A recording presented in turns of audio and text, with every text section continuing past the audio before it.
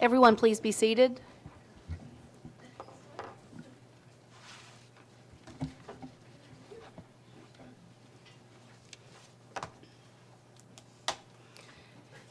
Good evening and welcome to the June 20th, 2022 Williamson County School Board meeting. Board members, will you please record your attendance?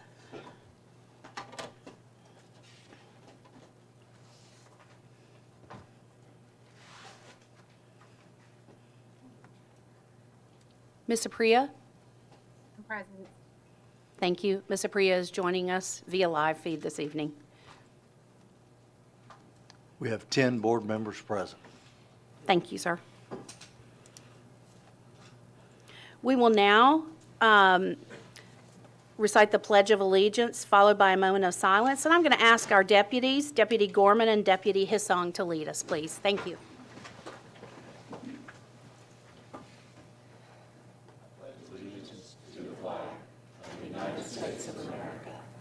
To the republic for which it stands, one nation, under God, indivisible, with liberty and justice for all.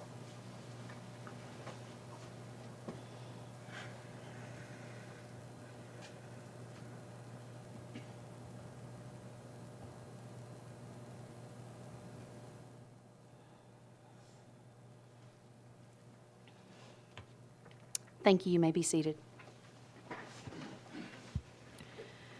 We now move on to items of particular public interest, our public comment portion of the evening. We have 3 speakers signed up to speak this evening. And so since we have only 3 speakers, you will have up to 3 minutes to speak. So our first speaker this evening is Ashley Webster.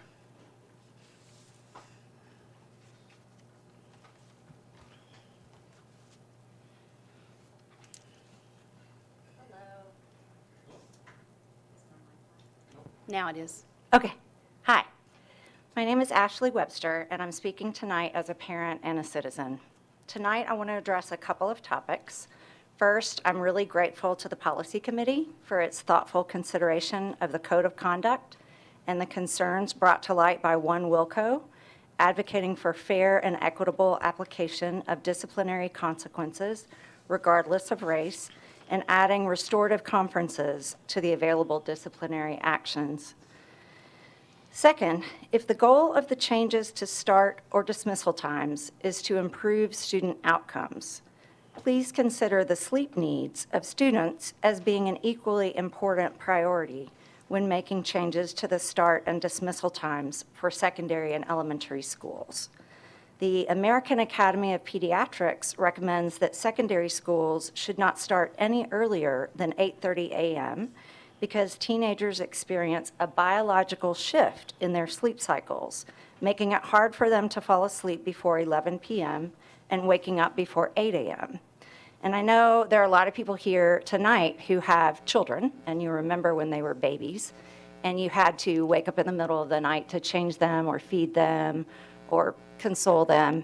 And you know what it's like when your sleep is disrupted, or you don't get enough sleep, or you don't get the right quality sleep. And I think even since many of us had babies, scientists and doctors have learned a lot about the importance of sleep to our bodies and to our minds and to our endocrine systems, and how vital it is to get enough sleep.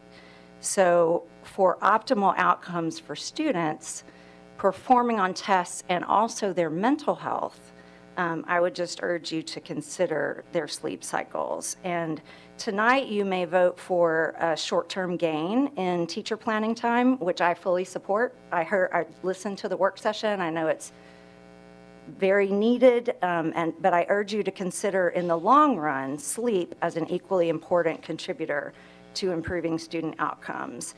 You could, in the future, flip the start times to where elementary school students started earlier and secondary school students started later, and then everyone could take that Wednesday afternoon early dismissal.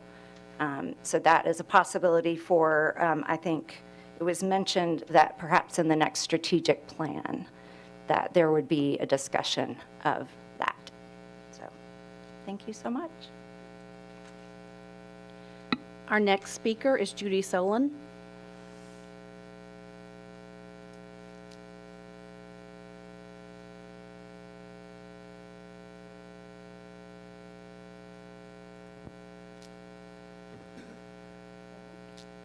Hi, good evening. My name is Judy Solon, but you just met my new best friend over there. I live in Franklin and have had 2 kids graduate from WCS recently, and I'm here to speak about healthy school start times, as you might have guessed. My speaking time is brief, so please refer to the email I sent all of you earlier today for more details. As you know, I've been coming to this board on this subject for 7 years, so I'm tired. I'm sure you're really probably getting tired of me. But that is all nothing compared to how incredibly, deeply tired our teens are in WCS. And I just can't give up on them. You're voting tonight to possibly eliminate the only 27 days where a lucky portion of our teens can get a healthy amount of sleep on a school night. I can tell you right now that will be soul-crushing. I want to thank the board members who reached out to parents and students for feedback. I think you may also have the sense that eliminating late start days would not be well received. Our secondary schools start well before the 8:30 a.m. minimum start time, which has been recommended by the American Academy of Pediatrics since 2014. In the years following, many major health and psychological organizations issued statements supporting this same policy. Just as a reminder, teens experience a 2-hour biological shift later in their sleep cycle while their brains are undergoing rapid restructuring. This means they release melatonin later at night. They need 8 to 10 hours of sleep every night for their development and have difficulty falling asleep before 11 p.m. and waking before 8 a.m. Chronic sleep deprivation affects every aspect of a teen's physical and emotional health, their alertness behind the wheel, their ability to learn and retain information, and their safety and performance in athletics and extracurriculars. I think we can all agree that teens today are experiencing unprecedented mental health distress. 2 early school start times have been shown over and over to harm teen well-being. The first thing to do to help students' mental health is to stop hurting it. Also recognize that some students are hurt even more than others due to the stress of discrimination, harassment, and other factors. Teens in various subgroups get even less sleep. In particular, teens of color are disproportionately likely to sleep poorly. Getting enough sleep helps teens cope by providing an emotional buffer against stress. I fully support the need for teacher collaboration time, and I'm impressed by how quickly WCS staff generated childcare solutions and second bus runs for these days. It just goes to show that where there's a will, there's a way, and I ask you, Mr. Golden, staff, and board members, to have the will to lead our district and community through the process of restoring healthy school hours. Thank you for the time.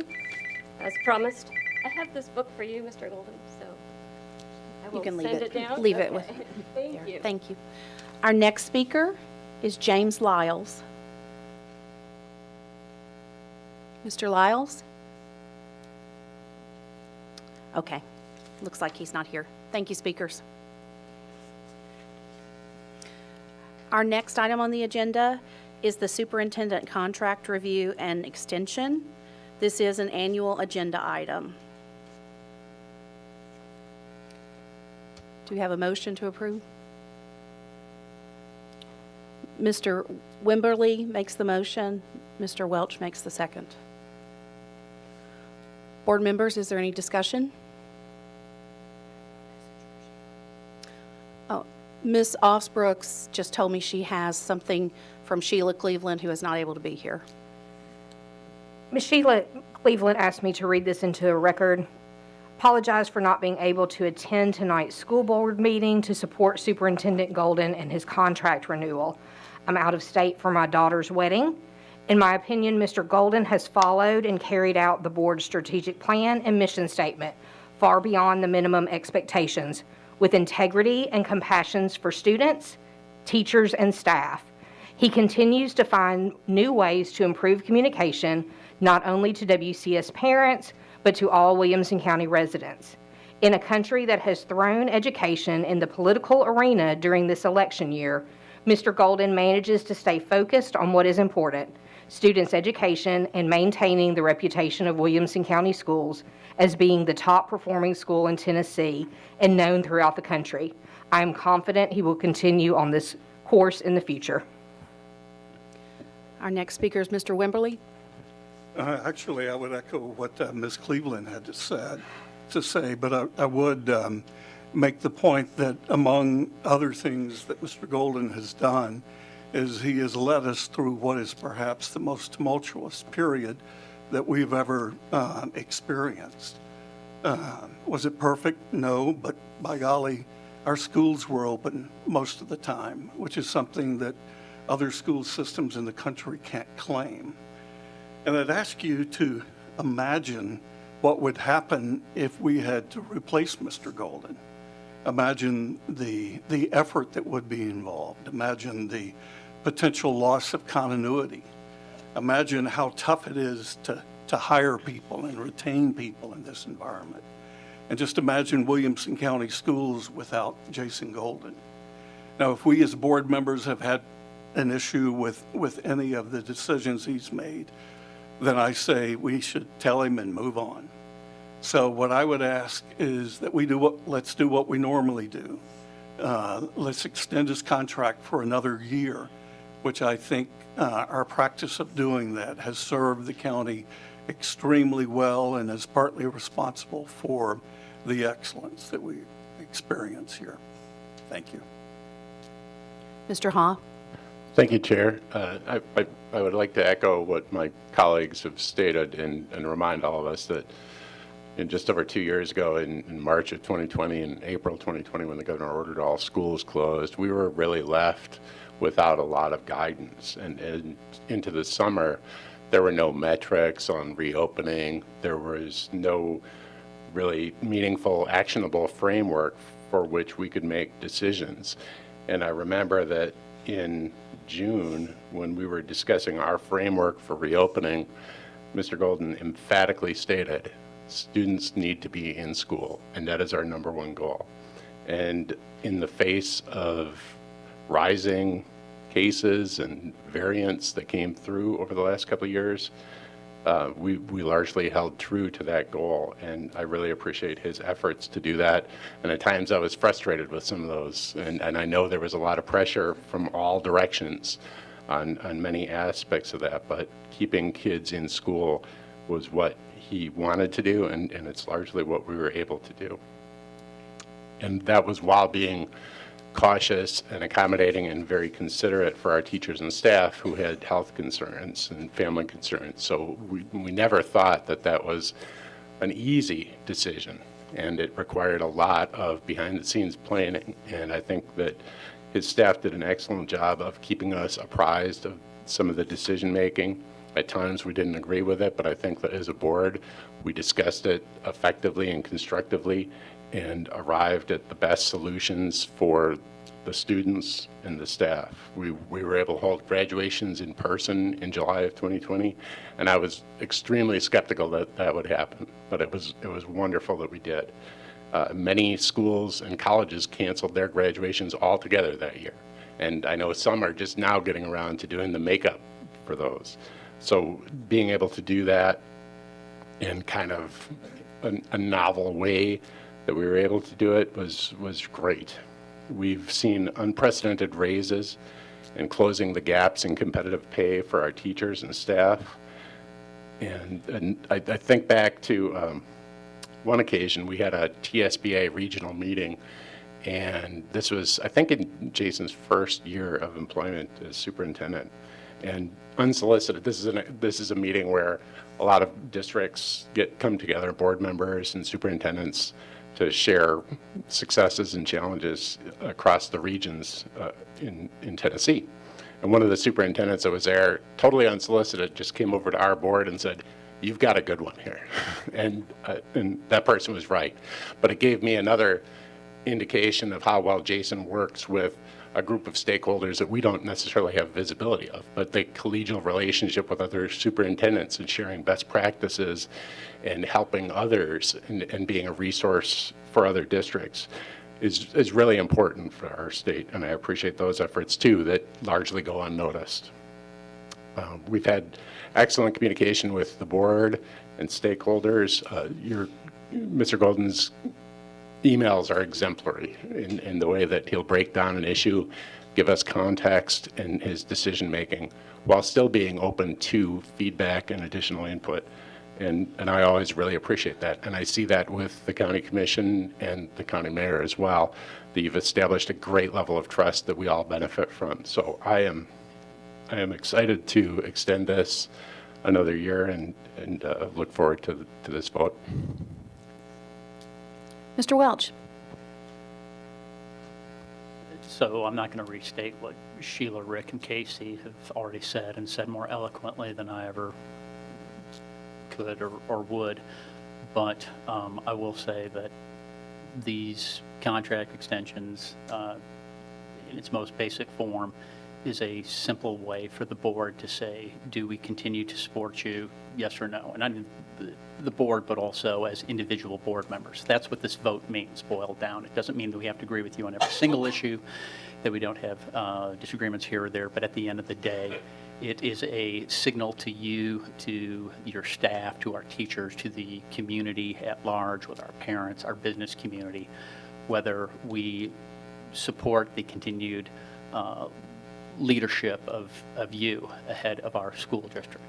And I want to give a very clear vote that yes, I do. I look forward to having you lead our school district for many years and enthusiastically voting yes to extend your contract. And I'm very proud to be able to say that publicly and put my name on that vote today. Mr. Galbraith? Thank you, Madam Chair. So, Jason, we had, I think we're, in a lot of ways, this is, we're reviewing your last 2 years, it sounds like, and so, which is, I think, kind of appropriate, but, because it's been really significant, I guess a really significant kind of series of events, obviously, with COVID, and, but I was pretty critical last year, and I try to be objective around the goals and the review that we've given the rubric. And so this year, you know, I look at it on its face, and I think you did a great job in a couple areas. And so I appreciate the fiscally responsible budget. That was a big piece of your goal this year, and being able to pay teachers more in that time was very good. I think you had the kind of the unanimous support of the board in doing so. There've been a couple of things that I think we've talked about that I think have room for improvement overall. I think that you've met my expectations this year, and I will be voting to extend your contract. I think just fundamentally, and we talked about this, fundamentally, I wish we would, that we could not have the expectation to require that a 1 year extension every single year is the expectation. I just don't think that is a good way to govern. I would rather, and this is not new to Jason. This was my stance prior with the previous superintendent, but I would rather see us do this every 2 years, especially in light of the fact that this is essentially a 2-year contract and we're making a 2-year commitment. And so it would give room to not make it every year. We evaluate every year, but then we decide if we want to extend every 2 years. That's not where we are right now, and so I understand the perception of what this means. And this year, I will vote yes to reflect my evaluation. Thanks. Board members, I don't see anyone else requesting discussion, so you can please cast your votes.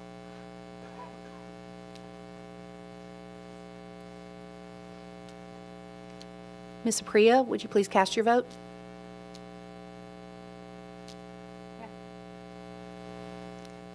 We're having a little trouble hearing you, but I believe you said yes. Is that correct? I did. Okay, Yeah. great. Can hear you now.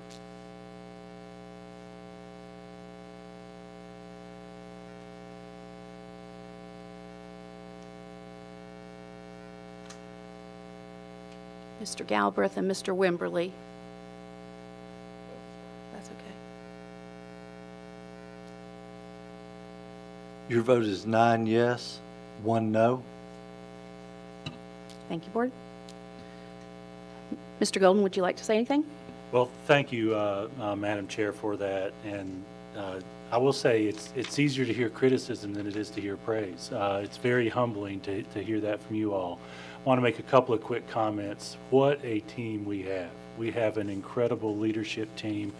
And when I talk about leadership, I'm talking about everyone in the district. Somehow, some way, everyone who serves our students is leading. And I notice we have a number of our principals here tonight. I want to thank you all for the work you're doing. And it's interesting that we had a couple of references to COVID. From a team perspective, we've moved past that. We're not spending time talking about that.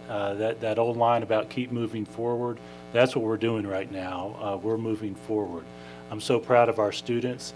When you do reflect, you see that what our students got out of the past 2 years was in large part a product of that effort, and that makes me proud of our folks and the effort they did. We're going to continue that. This is hard work, and I don't know that I emotionally grasped that fully when we started, and maybe that COVID part was part of it, just emphasizing how hard it was. But oh my goodness, hard work pays off. So thank you all. I look forward to this coming fall when we talk about our strategic plan. We get our stakeholders involved, and our community just jumps in with both feet in that engagement process that we haven't done in the last 6 years. I'm looking forward to that. So thank you. Thank you. Our next item is the approval of tonight's meeting agenda. And board members, there is one change that I want to make sure you're aware of before we take this vote. We had 2 board members request that the student code of conduct policy be removed from the consent agenda and put on the agenda as a new business item. So board members, if you'll please cast your votes on tonight's agenda. Oh, excuse me. Board members, motion?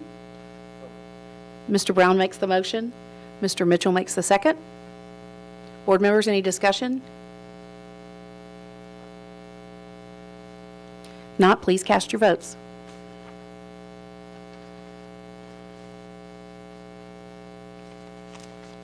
Ms. Apria? Yes. Ms. Apria says yes. Your vote is 10 yes, 0 no. Thank you, board members. The next item is approval of the consent agenda. Is there a motion to approve? Mr. Welch makes the motion. Is there a second? Mr. Wimberly makes the second. Board members, any discussion? If not, please cast your votes. Ms. Apria, how do you vote? Yes. Ms. Apria votes yes. Your vote is 10 yes, 0 no. Thank you, board members. With that, you have approved the May 16th, 2022 school board meeting minutes, and you've approved the following board policies on second reading: charter school applications, enrollment in advanced courses, which is a new policy, drug-free schools, a new policy, and zero tolerance policy. You've also approved field trips and approved the E-Plan's FY22 literacy training teacher stipend grants, early reading training, and secondary literacy training, and approved the 2022-2023 SAC tuition fees. We now move on to communications to the board. And the first thing is the superintendent's report. Mr. Golden. Thank you, Madam Chair. It's June, and not a lot has changed from Thursday night when we had our work session to today, so I'm not going to rehash that. Certainly welcome anyone to go back and look at the video where we gave some specific highlights related to that. And so I am going to immediately turn it over to Carol Birdsong for some student and staff spotlights. And Madam Chair asked that I be able to add a couple of highlights after Ms. Birdsong's report. Sure, please remind me. Ms. Birdsong, one moment, please, because we definitely want to hear this. There you go. Thank you, thank you. Yes, you do want to hear it because we are celebrating our athletes across the county tonight. And you all may remember that this year we joined the Tennessee Middle School Athletic Association. And my goodness, have we made a showing. We have 10 more state championships to add to our list this year for a total of 16 for the entire year. So let me introduce you to Braxton Alexander from Legacy Middle School. He is our Division A boys long jump champion. His coach is Dalton Howard. This is Keenan Fisher from Brentwood Middle. He is our state champion, Division 2A boys 110-meter hurdles. Nathan Cummings and Dennis Harrison are Keenan's coaches. From Grassland Middle School, this is Luke Thompson, Division 2A boys 400-meter dash, state champion. Alexander Eichner, his coach. From Legacy Middle School, and Miss Alicia Justice is here in the audience if you all haven't noticed, but she is here celebrating her state champions. This is the 4x100-meter Division A relay champion team of Braxton Alexander, Henry Deming, Daniel Kim, and Will Stanley. Dalton Howard again, the coach. Woodland Middle School 4x400-meter relay in Division 2. Simon Hedrick, Jack Palmieri, Cole Montgomery, and Brennan O'Donnell. Andrew Swanson, their coach. From Brentwood Middle, this is Daisy Altsball. She is the Division 2 girls high jump champion. Nathan Cummins, Dennis Harrington, her coach. From Legacy Middle, Larkin Johnson, Division A girls 1600-meter run champ. Dalton Howard, coach. And also from Legacy Middle, Jency Knight, Grace Ash, Maurice, and Kendra Farrer. Division A girls 4x100-meter relay championship team. From Fairview Middle School Division A girls 4x400-meter relay championship team, Reese Laron, Caitlin Coble, Andy Laron, and Layla Curtis. Their coaches, Rebecca Singer and Ryan Pett. And winning the overall Division A girls team track and field state championship, Legacy Middle School, Dalton Howard, again, the coach. Now we're going to move to TSSAA. Those are the high schools, as you well know. Most in history, folks, that I've kept record for of TSSAA state champions this year at 28 total. So we have many to celebrate this evening. These, your Page High Division 2 boys soccer champions. Nathan Clapp is the coach. You may remember that the Page girls also won the state championship earlier. All right. Then also from Brentwood High School, Division 3A boys soccer champions, Mike Purcell is the coach of the Brentwood team. Also at Brentwood High School, we have the Division 2A girls tennis championship team. This is Disha and Nisha Jabaga, MC Meyer, Joel Kirkordian, and Holly Cochran. Haley Stover is the coach. Also from Franklin High School, we have Lisa and Sophia Mishi, and they are the Division 2A girls double champions. Matthew Lachita is the coach. From Page High School, this is Cole Combs, and Cole is your Division 2 boys discus throw champion. Marco Harris is the coach. From Brentwood High School, Aiden Carter, Division 3A boys decathlon champion. Joe Taboris is the coach. From Ravenwood High, this is Reagan Grimes, and Reagan not only won the 3A girls shot put as seen here, but also she won the 3A girls discus throw championship. Pete Mueller is Reagan's coach, and she is a repeater. You've heard her name before. From Centennial High School, Gabrielle Boulet, and Division 3 field track and field girls 800-meter run champion, Sam Ridley, coach. Nolensville High School, Claire Stiegel, Division 3A, girls 1600 meter run, and y'all, she also won the 3200 meter run. Kyle Manderfield is Claire's coach. From Brentwood High School, this is your girls 4x800 relay state championship team in Division 3A. Sophia Rutherford, Peyton Strauss, Rachel Howes, and Carrie Patinas. Joe Fedorza is the coach. Nolensville High School, Elise Dobson, Division 3A girls outdoor pentathlon champion. Kyle Manderfield, the coach.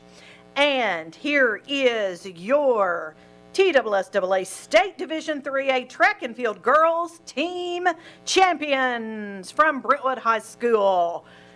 Whew, that's a lot to celebrate, y'all. So congratulations to all of our athletes.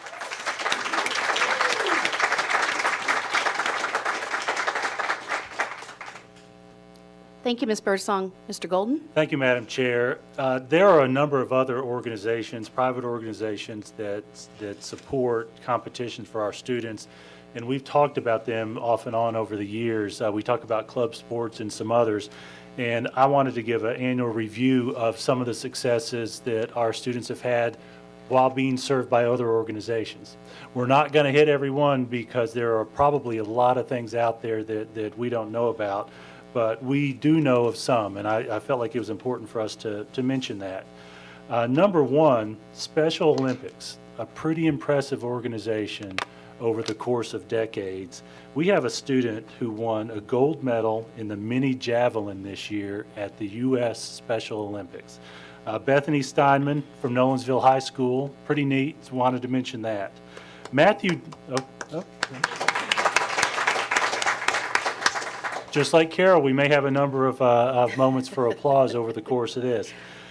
We have a 20-plus year volunteer assistant football coach at Brentwood High School by the name of Matthew Drumright, who won the gold medal in golf at the Special Olympics this year.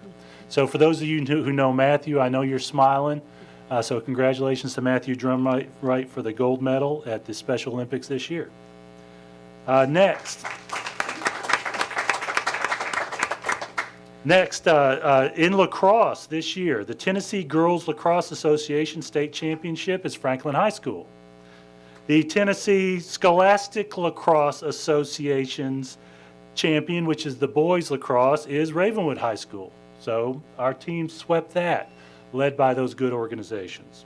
Tennessee Rugby Association, Ravenwood Girls won the state championship. The Ravenwood Boys won the state championship. In swimming, the Tennessee Interscholastic Swim Coaches Association, TISCA, I think is how they describe their acronym. Zoe Summer from Centennial High School won the women's 200-meter individual medley and the 100-meter backstroke at their state championships. She was named an All-American in that group as well. Morgan Carteau from Ravenwood won the women's 50-meter freestyle and the 100-meter fly. She was named an All-American from that organization. Lindy Hunter from Brentwood High School won the women's 100-meter breaststroke, another state championship. And the Ravenwood High School team won the women's 200-meter free relay. That included Morgan Carteau, Caroline Gray, Lane Cartillier, if I pronounced that correctly, maybe Lana, and Maddie Schaefer. So congratulations to those in swimming. Finally, in cheer, which is a state championship that is affiliated with TSSAA, not officially one of their teams, but has some affiliation with TSSAA. At competition cheer, at the state championships, our students from Centennial won the large team state championship. Our students from Ravenwood won the medium team state championship, and our students from Franklin won the small team state championship.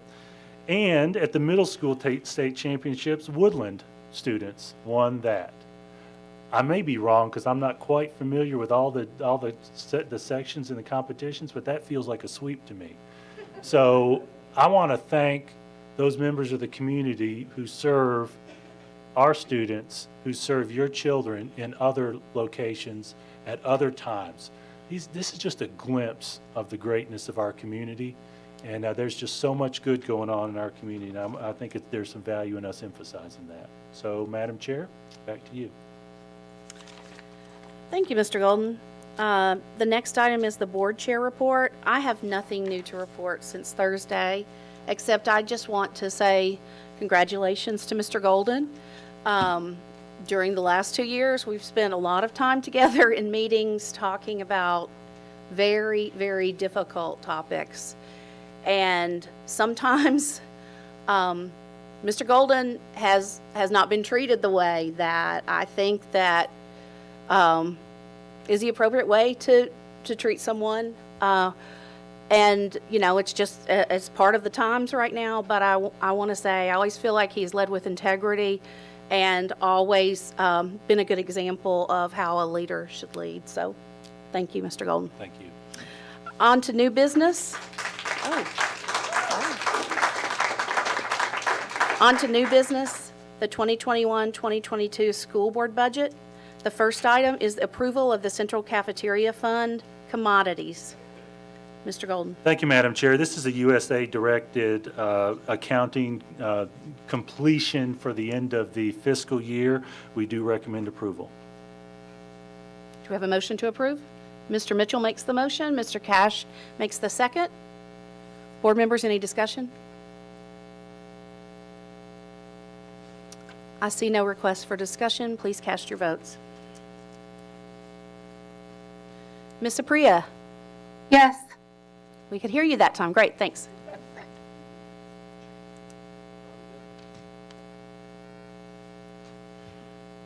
Your vote is 10 yes, 0 no.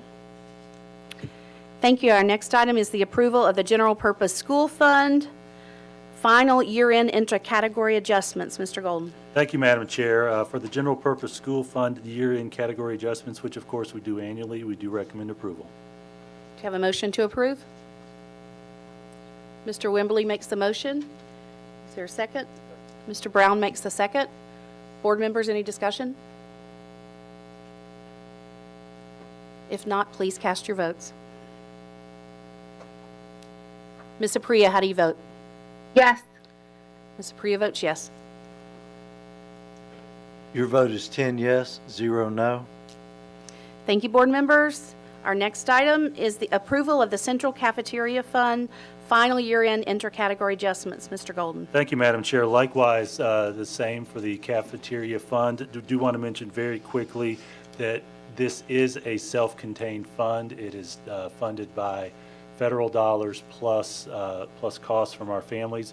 Most recently, this past year, that has largely been federal dollars based on the programming. We do recommend approval of this adjustment. Do we have a motion to approve?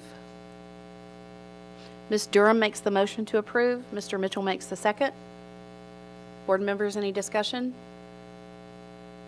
No discussion. Please cast your votes. Ms. Apria, how do you vote? Yes. Ms. Apria votes yes. Your vote is 10 yes, 0 no. Thank you. Next up, approval of extended school fund final year-end inter-category adjustments. Mr. Golden. Thank you, Madam Chair. This is the final of our 3 year-end adjustments for our budgets. Do recommend approval for the extended school program. Motion to approve. Mr. Mitchell, second. Mr. Brown. Board members, any discussion? No discussion requested. Please cast your votes. Ms. Apria, how do you vote? Yes. Ms. Apria votes yes. Your vote is 10 yes, 0 no. Thank you.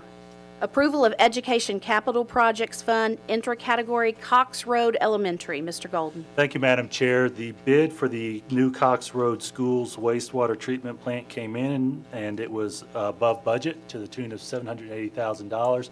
Do recommend approval of this adjustment to be funded from remaining rural funds. Recommend approval.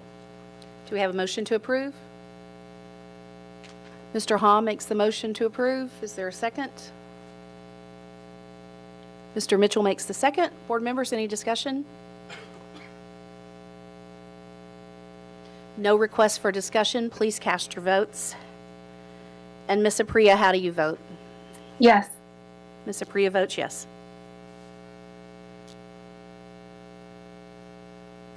Ms. Durham? I have to hit it a little harder there. Thank you.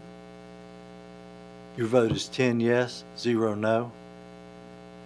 Thank you. Next item is Educational Capital Project Fund, Brentwood Middle School, ITF. Mr. Golden. Thank you, Madam Chair. This is a request for $40 million, which is the second large funding amount for the Brentwood Middle School replacement project. It also includes furnishing and equipping the school with technology and other needs.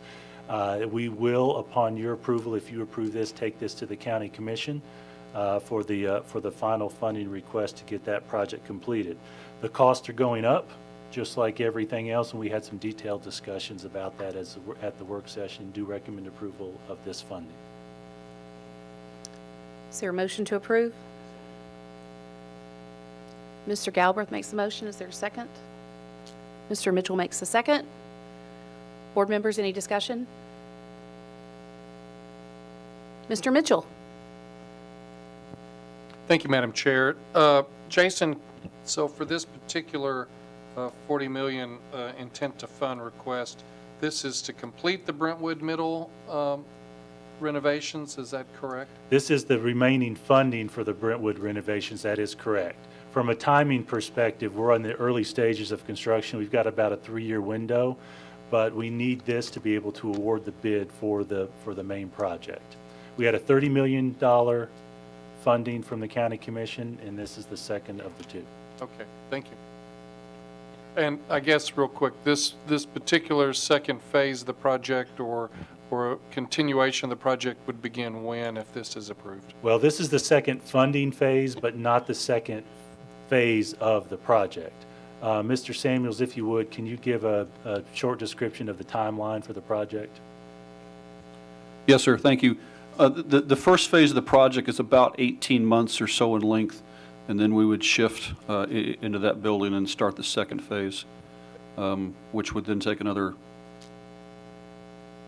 12 to 13 months and then finish up.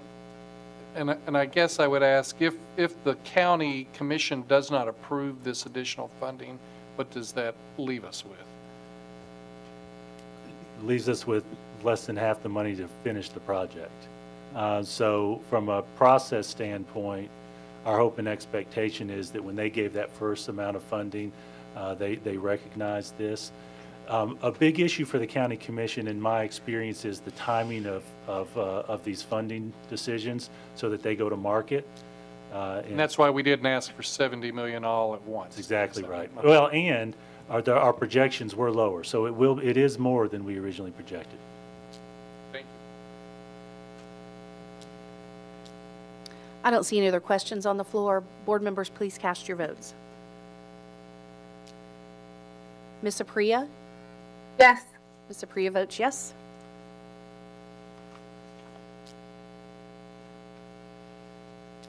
Looks like our voting machines are a little bit slow tonight.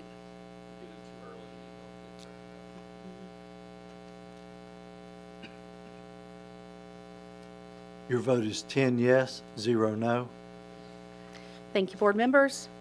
Next item is approval of the resolution for the 2022-23 capital request intent to fund. Mr. Golden. Thank you, Madam Chair. This is the funding request for the capital budget that you approved a couple of months ago that's going before the commission as part of our annual budgeting request. It's a little over $12.5 million. They will be voting on this budget on June 27th. This intent to fund will bring the request to them to actually fund it at their next meeting from a timing perspective. So this is a little bit ahead in that you all are approving our request to fund before they actually approve the budget. But from a timing perspective to get the projects done, the wise thing to do is to make this request. If they approve our budget in full, then we'll move forward with these projects. If they don't, or if they make some modification to the capital budget, we may need to bring this back to you. Recommend approval. Do we have a motion to approve? Mr. Cash makes the motion to approve. Do we have a second? Mr. Hall makes a second. Board members, discussion, Mr. Galbraith. Thank you, Madam Chair. So Jason, in the event that they reduce this by some amount, is there, until you get our approval, then you don't have the ability to go spend any of this money, correct? That's correct. We would take it to you all for a prioritization. So I guess if that happens, could we add that to the special meeting in July, just because some of these things might be timing related and might need to be sending out POs before our mid-August meeting? My short answer is yes. Just a quick glance at Dana to double check. She's nodding her head, yes, we could. I'm not inviting any changes I'm just trying to think ahead. Yeah, that's a good thought. Mr. Brown. Yeah, to build on that, Jason, following the hypothetical that if they were to cut something, have you given thought to what you would come back and prioritize with less money? We have some thoughts. We don't know the numbers, and I have mentioned to you at some of the public meetings, it has been stated publicly that some of the commissioners are thinking about it. We haven't talked specific numbers, and I'm not in the business of negotiating with them because of your vote.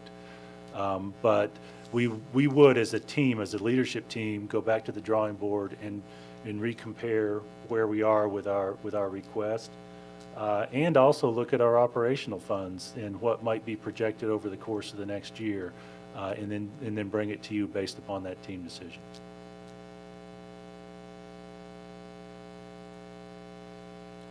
Board members, there are no further requests to speak. Please cast your votes. Ms. Apria, Yes. your vote, please. Yes. Oh, great. Thank you. Ms. Apria votes yes.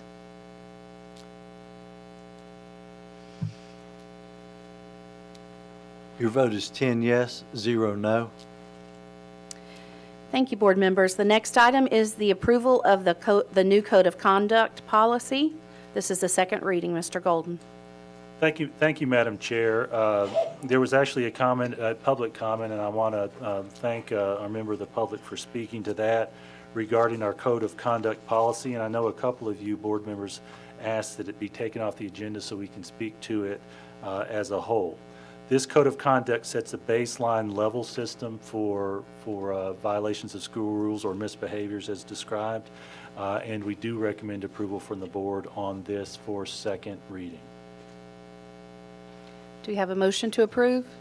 Mr. Welch makes the motion. Is there a second? Mr. Haw? Board members, discussion? Mr. Welch, do you want to discuss as well? Okay, sure. There you go.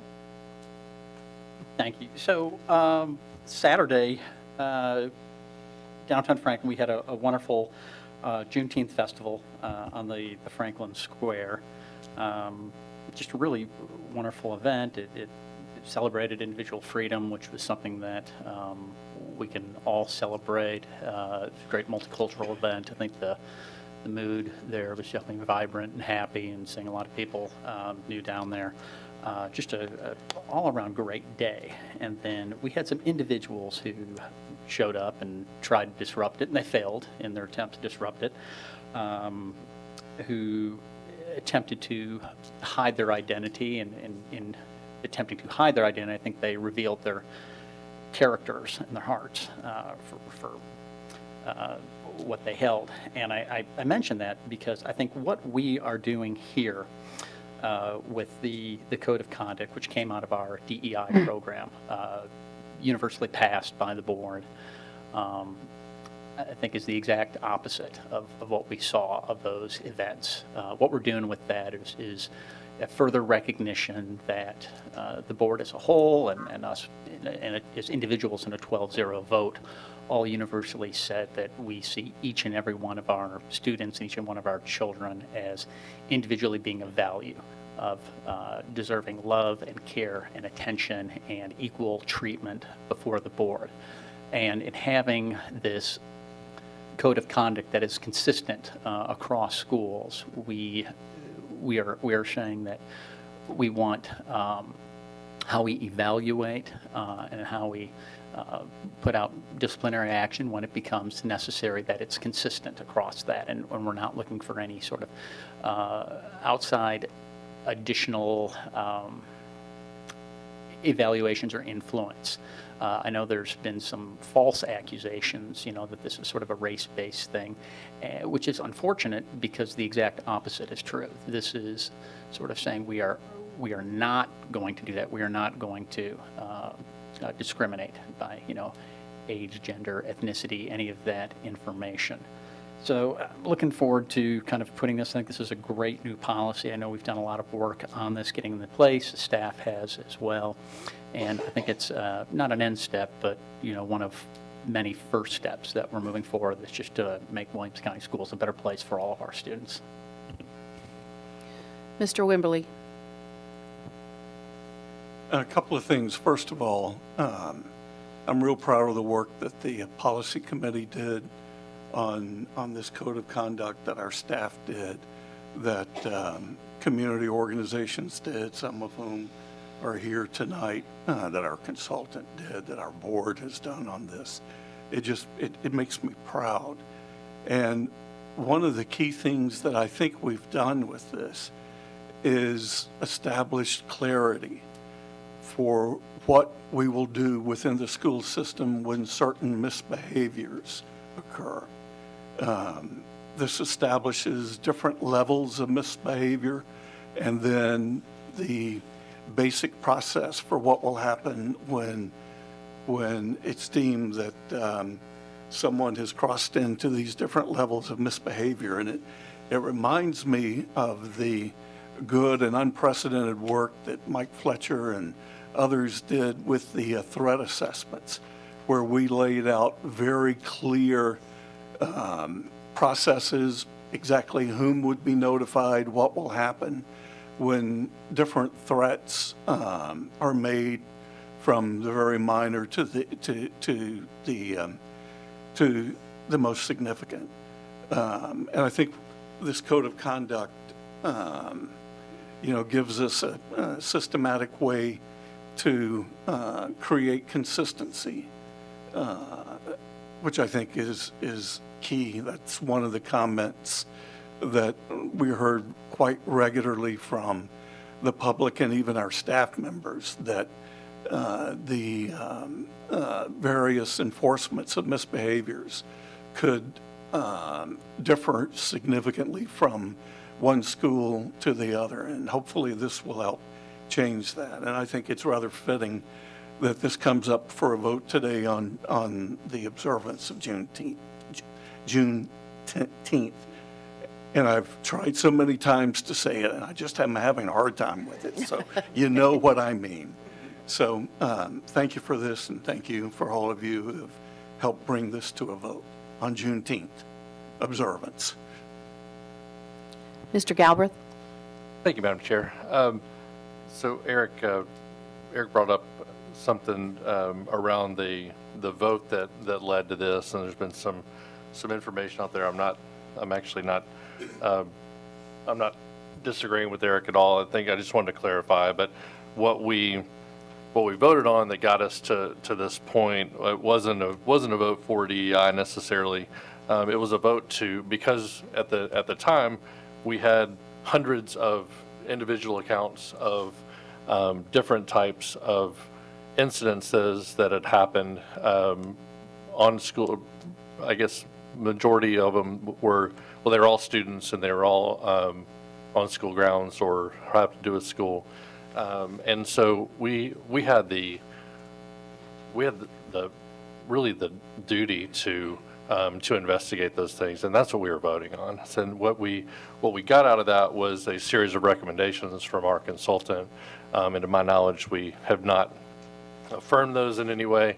But I know, Jason, that's part of your goals was to see how do we bring these things to the board to take action on some of these things as we see fit. And so I think this is definitely an appropriate first step, I believe, that we're taking after that, after receiving that report.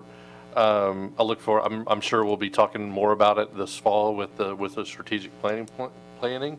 But I just want to reiterate something that that one of the speakers last month said that really resonated with me, and I've got some history here with my kids and understanding as much as I can how students are, particularly students of color, are treated differently sometimes. I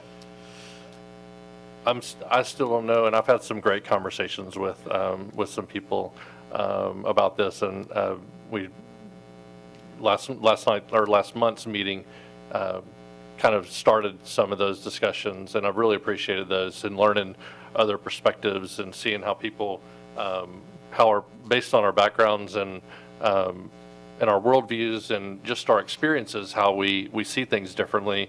And I guess I personally don't feel that there's anything systemic that we do to on purpose to make these kids feel any less than the individuals and 100% unique and feel safe to express who they are. But what the speaker said last time was in our policy as far as discipline. The things that we can do tangibly are provide consistent, predictable, and repeatable consequences to people who violate this policy. And I think if we do that, it's a first step. I mean, just making sure that people see. I mean, it's so hard because too often in education, because of privacy rights, a lot of times something will happen, and it's not terribly clear because we can't just broadcast that somebody was punished in any way from a privacy perspective, right?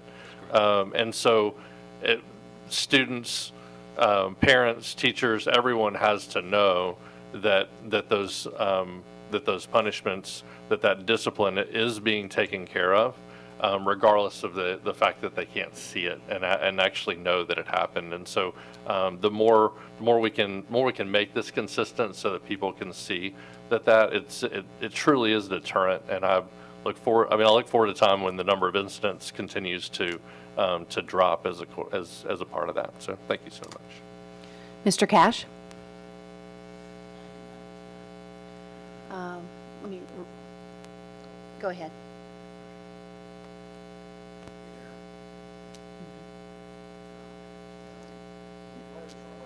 Yeah. Let us look into the technical issues here. Yeah, hello, there it is. Much better, much better. It seems like it happens every time. So anyhow, thank you, Madam Chair. I just feel this policy is a real start to get down to the bottom of the bullying issues in our schools, and it's at all levels, elementary, middle, and high school. I feel like we discussed this at length in policy, and it was explained very well by Dr. Webb and others. I think this will help our principals and APs be a guide to, the different levels of what bullying is about. And it's got levels, 4 different levels, I believe. And it'll help the principals and APs just be able to better treat each individual case and get some better results. Thank you. Madam Chair, if I may respond to the comments from the board members who spoke. I've had a number of conversations with students that led up to some of this work, and one theme I heard from them was that there were often incidents, reports that just simply weren't reported by the students because there was often a belief that nothing was going to be done about it. So I am actually encouraged by the increased number of reports because it indicates to me that they're getting more comfortable and they're at least at this stage trusting that we're going to do something about it. Fostering Healthy Solutions recommended a number of items. You received a couple of months ago our draft standardized student handbook, and that is accompanying this so that we can start triangulating and building those levels so that we do have that consistency. So thank you for that work. We've got a lot of work to do, and ultimately it's the people. It's the students, it's the teachers, the staff, and the administrators in the building who are going to continue to work through this with the support we give them. So thank you all board members for your support. I have one question before we vote. So I was out at the Juneteenth Festival this weekend as well, and was sharing with several groups of students that I talked to about this new policy, and there seems to be a lot of interest from students about this and learning about this policy. So how will this be communicated to students? I may defer to Dr. Webb after I speak to this. Our principals have very beginning of the school year conversations with their students about their standards. This is going to be one of those items in conjunction with their discussion of the handbooks. Dr. Webb?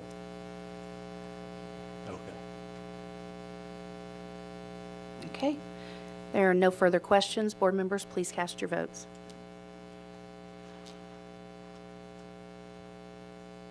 Ms. Apria, how do you vote? Yes. Ms. Apria votes yes.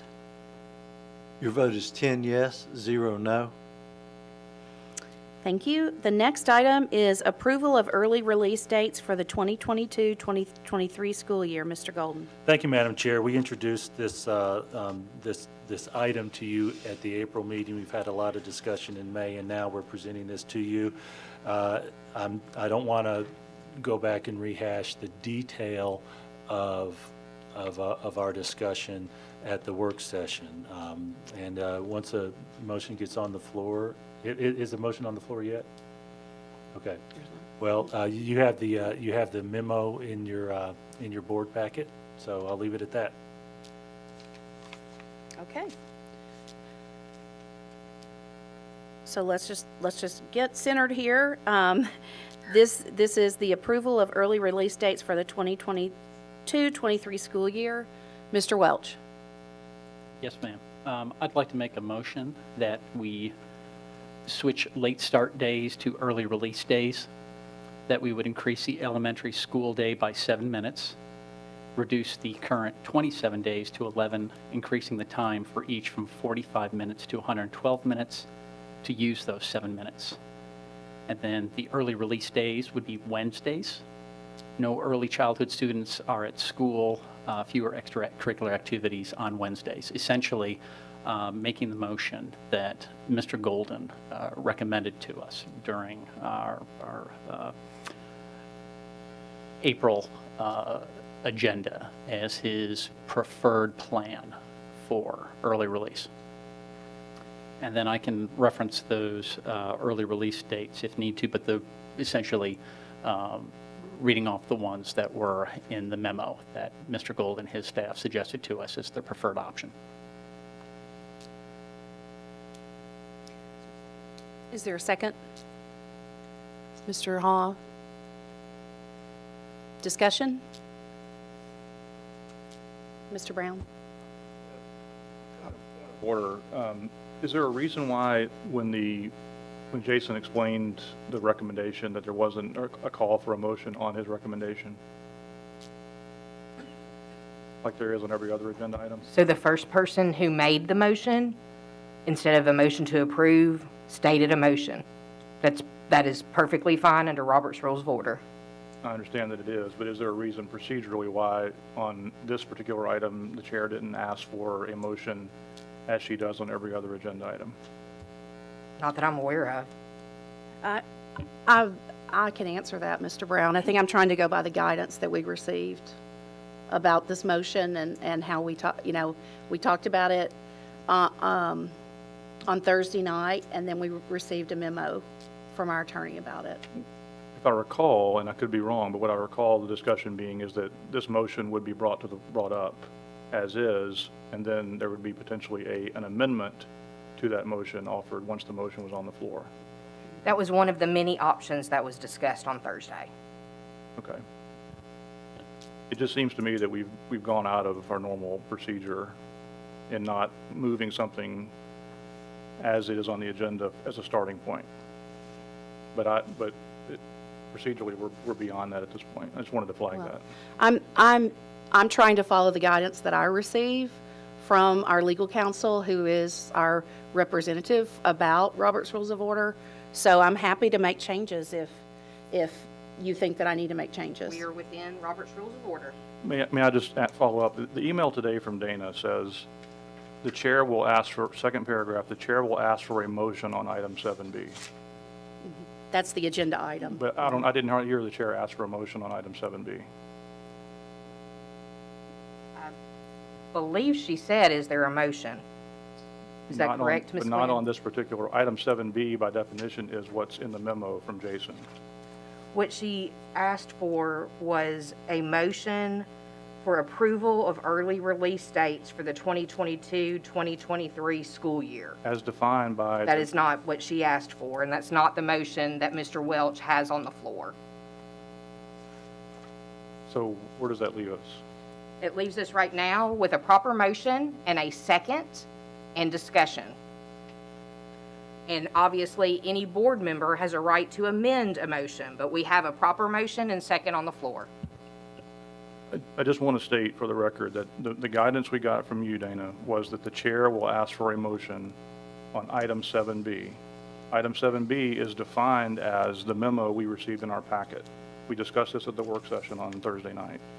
And I'll try to make it clear that what's going to be brought forward to us is going to be Jason's proposal as presented on Thursday and as presented in our packet. And that was going to be the baseline motion that we were going to be having to discuss. And then an amendment could be brought to that motion, to that proposal, if someone so chose. And Eric said Thursday night he was going to do that. He's done it. But it seems like we've gotten this out of sequence. So my guidance is the chair will ask for a motion on item 7B. A board member makes a motion. The chair will ask for a second to the motion. Board member seconds the motion. Once the motion is on the floor, then the chair will ask for the recommendation of the superintendent. So Correct. that's, We're just differing on what the substance of 7B is. That's correct. You're saying 7B is open-ended. I'm saying 7B is what was presented to us in the packet. And if that in fact had been the motion, then I would agree with you. But Mr. Welch was very clear as to what his motion was. Madam Chair, if I may, as your leader, it's important to me that you all know what you're voting on. We had a detailed discussion on Thursday, so I do ask that you vote based on what you think is appropriate given that discussion, regardless of what's on the floor. So just for clarity's purposes, as I understand it, the motion that was presented was the essence of what we brought to you all as a draft proposal, as a proposal back in April, letting you know it was going to come in May. And subsequent to that, I made a modification that I spoke to at the work session. So after discussion, Ms. Garrett, if you will, just as a quick reminder, ask me for my recommendation. It is possible I may recommend multiple things if things don't pass, but for substance purposes, it's important to me that you all know what you're voting on. may I make a statement to clarify my position? So as the chair, I do not have a vested interest in anything that has been presented so far. I'm trying to run the meeting according to the guidance that I'm given. So I just want to make sure we're all clear on that. Thank you. All right, we have some people who want to speak. Mr. Cash.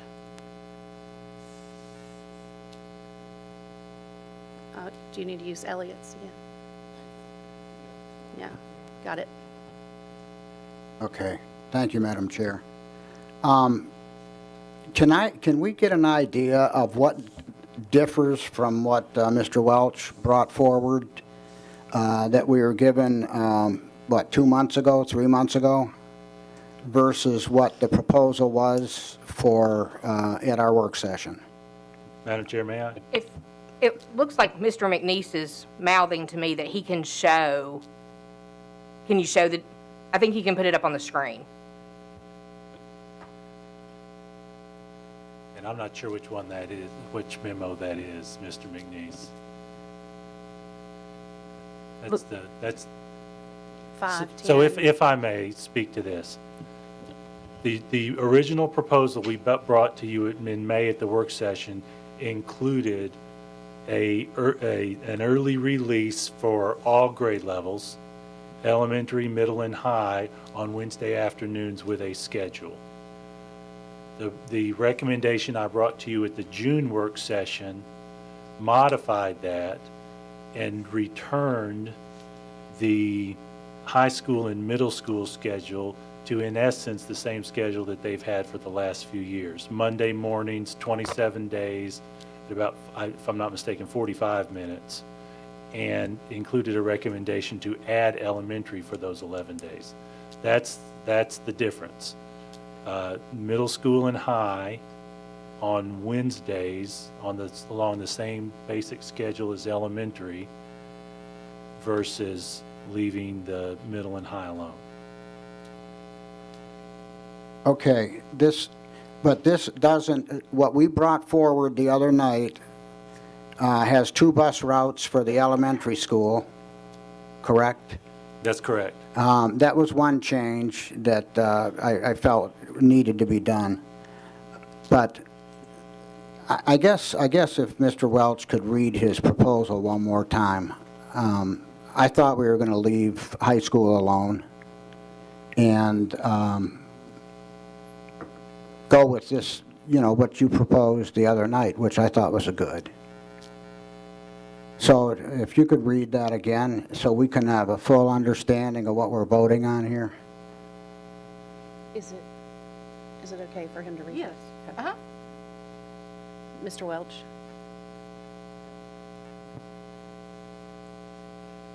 Am I on? Yes. And again, I think it was also that Mr. McNeese had posted it up there, so I'm happy to read it again, but we can put it up on the screens. Essentially, I'm reading off of the memo that Mr. Golden provided to us as his original proposal, as what he preferred as the option, as what he and his staff and the principals and the teachers had recommended to us as the best optimum solution for providing more professional development, professional learning communities among our staff. And so as part of that, it would be switch late start days to early release days, increase the elementary school day by 7 minutes every regular day, reduce the current 27 days to 11, increasing the time for each from 45 minutes to 112 minutes to use those 7 additional minutes that we are getting. And then those early release days are to be Wednesdays.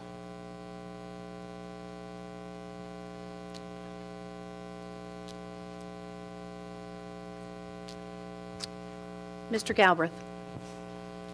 Thank you, Madam Chair. I second what Mr. Brown said about this being I just want us all to understand the precedent that we're making, and that is the agenda items that are brought and the memos that are brought.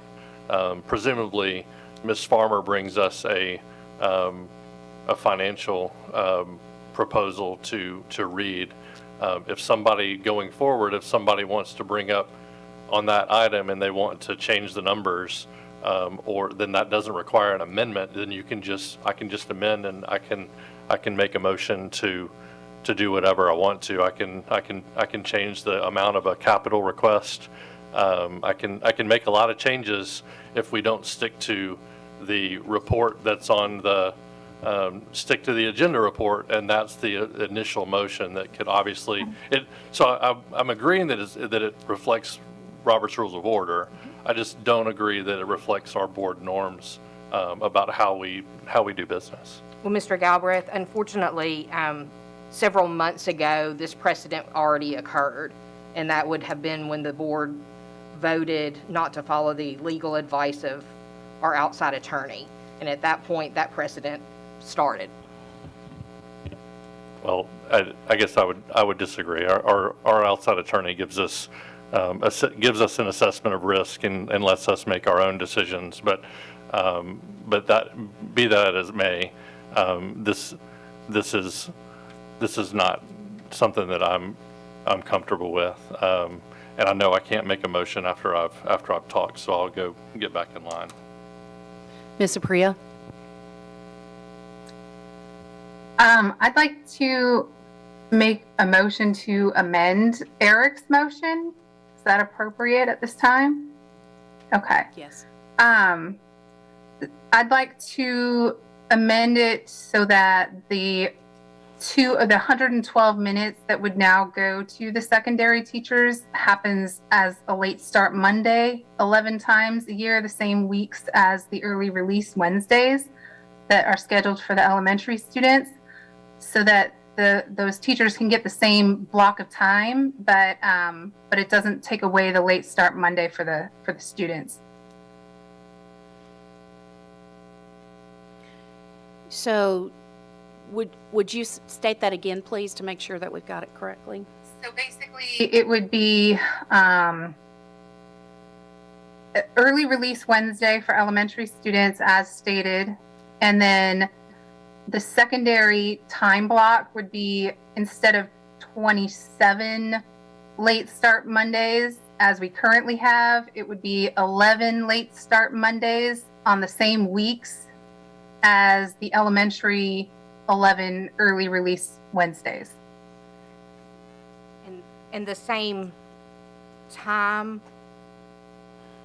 So it would still be 7 extra minutes added to make 112 minutes, except instead of it being, as Eric is proposing, in alignment with the early release Wednesday for elementary, it would be a late start Monday. It would just be less frequent, 11 times a year instead of 27, so that they could have that longer stretch of planning time, 112 minutes.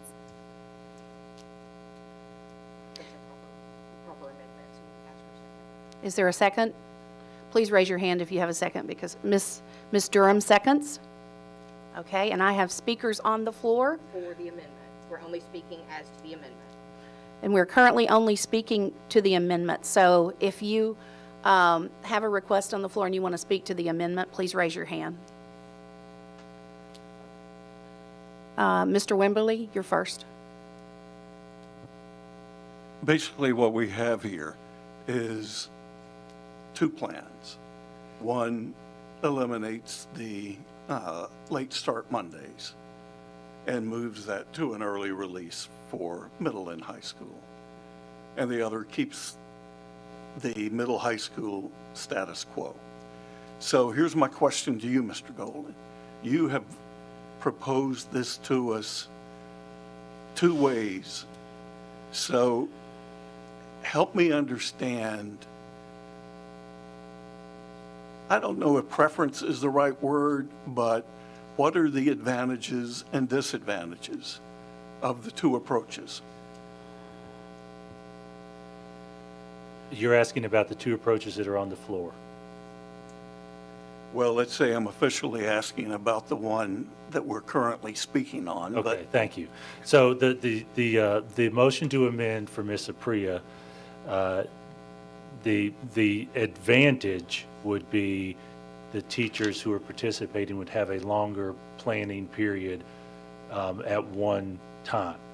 I will tell you that we spoke to that question at the work session, and the question about about having late start Mondays on the 11-day schedule at 112 minutes. And when asked about that, my response was that recommendation is not there from the secondary staff because of their experience with the number of students who arrive in the mornings on the buses. So that's the advantage is you have more time. The disadvantage is our secondary principals' experience has led them to conclude that doing a morning start based on that schedule that we'd originally proposed for the afternoon will be very difficult to work because of the supervision that it will require, especially at the middle school level. So that's the one on the floor. Mr. Welch's motion was what we originally proposed. As I mentioned to you all at the work session, it became apparent to me from individual conversations and mainly from the public discussion that we didn't have enough votes for it to pass. And so I modified my request in the most recent memo. May I follow up? Okay, I'm going to ask it a little bit differently. Which one do you like the best? Of these two on the floor, I like Mr. Welch's motion better than Ms. Apria's, because I don't know that our administrators can handle those Monday mornings, those 11 days. Thank you. Who else wants to speak to the amendment? Anyone else that was in line? Let's see. Ms. Apria's first, then you, Ms. Durham. Please go ahead, Ms. Apria. Am I unmuted? Okay. Yes. About, because Rick had mentioned when he asked the question, he stated it as though the late starts were going to happen 27 times a year, or again. But just to clarify for you, Rick, that I'm intending them to happen just the 11 times so that they can be longer and more consolidated, the same weeks as the early release for Wednesdays for elementary. But I'd also, to Jason's point, I feel like there's a benefit to doing the late start Monday at a 2-hour block because you can run those buses a second time, and I think you're going to get the same number of kids needing childcare as you would on a Wednesday afternoon if you're able to run those buses a second time. This is also going to alleviate a lot of the traffic issues that we have currently for late start Mondays. I know in Nolansville, in our district, there's Mill Creek and Sunset all have elementary and middle of the same campus. And so when we do those late start Mondays, elementary and middle end up starting right at the same time. But if we were doing it as a 2-hour block, that would allow enough time for that bus to make a second route to get those kids and let them actually sleep in. And it's going to alleviate the traffic congestion that happens when they're happening at the same time. So I feel like this is one of those things that if we think through it, we can have a little bit of a win-win for everybody because people can now sleep in more. The teachers can still get that 2-hour block instead of the 45-minute rush block. And it's going to alleviate some of that traffic. So just wanted to put that there. Thank you for that. Madam Chair, may I respond to that? Yes, please. And I'm going to respond with a reference to Dr. Webb to ask her to speak to that because that was part of what we studied.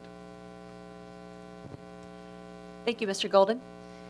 Our recommendation from secondary after taking, we started the process, I want to back up a little bit. We started the process of evaluating early release and late start last fall. October, we pulled teachers together, teacher leaders, administrators, assistant principals. We had a board representative, just evaluating our current practice and how we could best utilize the collaborative time for teachers. Where we rested with our recommendation, which is the initial recommendation that Mr. Golden brought to the board, was to have the collective early release for the longer periods of time.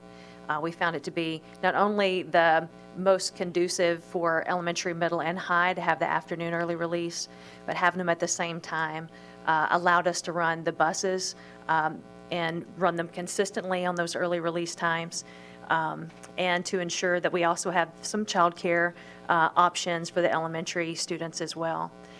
Not only having options on each individual school campus, but also having the older students at the secondary level at home to help with childcare. we felt like that was the best collaborative measure that would not only benefit our teachers, which ultimately benefits the instruction that's taking place and impacts student achievement and the way our students are learning every day. But we felt like that was the strongest recommendation to support our families as they navigate one change in their family schedule. Those that have elementary, middle, and high school students collectively, regardless of which grade bands, it gives them 11 singular disruptions to their day to plan for and to adjust to. Though we have some schools that have very few students who currently come in on late start days when the buses run on their normal routes, we do have several campuses, many campuses across our middle and high schools that have well over half of their student population that's on campus on those late start days. Our range at the middle school is 20 to 80%. We have some middle schools who have 80% of their students who ride the bus on late start days, and 15 to 85%, and high schools have 20 to 80% of their students who ride the buses and come at normal time on late start days. By extending those late start days, the time to 2 hours in the morning, or closer to 2 hours, 112 minutes in the morning, we know that that consistency of having large numbers of students on campus to supervise for longer periods of time is a likelihood. We discussed a longer time and late start Mondays versus an early release on those same 11 days. And ultimately, the very strong recommendation from our committee of educators at the elementary, middle, and high school level was the early release, which ultimately was our recommendation that came to the board in May. We understood, as Mr. Golden has shared, the concerns of the board and some concerns about the impact on families, which ultimately led to Mr. Golden's change that we brought to the board tonight. But the recommendation of the committee, which many of us in the room were part of that work, was the early release, which is the reference to Mr. Welch that he brought to the amendment. So, Ms. Apria, to answer your question specifically about the buses in the mornings, there is a possibility for that, but the advice I've received related to that is, given many parent schedules, there will still be a heavy emphasis on that first route pickup in the morning for those who are going to school. I feel like that's one of those judgment calls, because these are the older kids, so it's Ms. likely Apria. that even if the parents' work Ms. schedule Apria. would have normally required them to do the earlier bus when that was Ms. the only one offered, they are the kids that can get themselves onto a later bus if needed. And I bet you'd have a lot of them sleeping in. But I mean, there's no way Ms. to know Apria. unless we try it. Yeah, Ms. Apria, I've got some other questions on the floor. Oh, Sorry, I know that's hard to tell from where you are. Ms. Durham?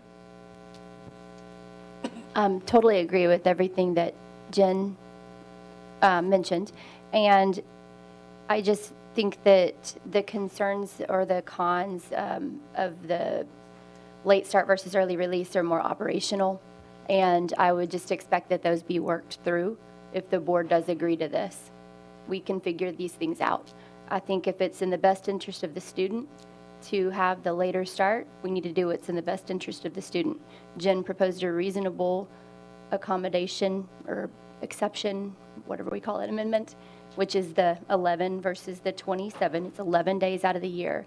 If we can get enough notice out, parents can figure out what to do with the kids. We can figure out what to do to pull the kids into one room or something for that late start and not be a deterrent to an effective solution to getting this longer block of time available to the teachers.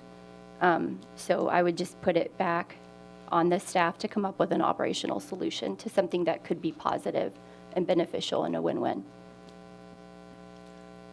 Ms., did you want to respond? If I may, if you place this, if you pass this vote, we'll find ways to make that work to the optimum. Mr. Hall, your request to speak is related to the amendment, correct? Okay. You're on. Thank you, Chair. And I do appreciate the concern about late start. That's my only misgiving about the first proposal that we've received is that we would be losing an opportunity for kids who need the sleep to get some sleep on Mondays. But I don't think that this is a solution to that. I think that we need to look at that in the strategic plan and come up with something that works for every day of the week, every week of the year for students.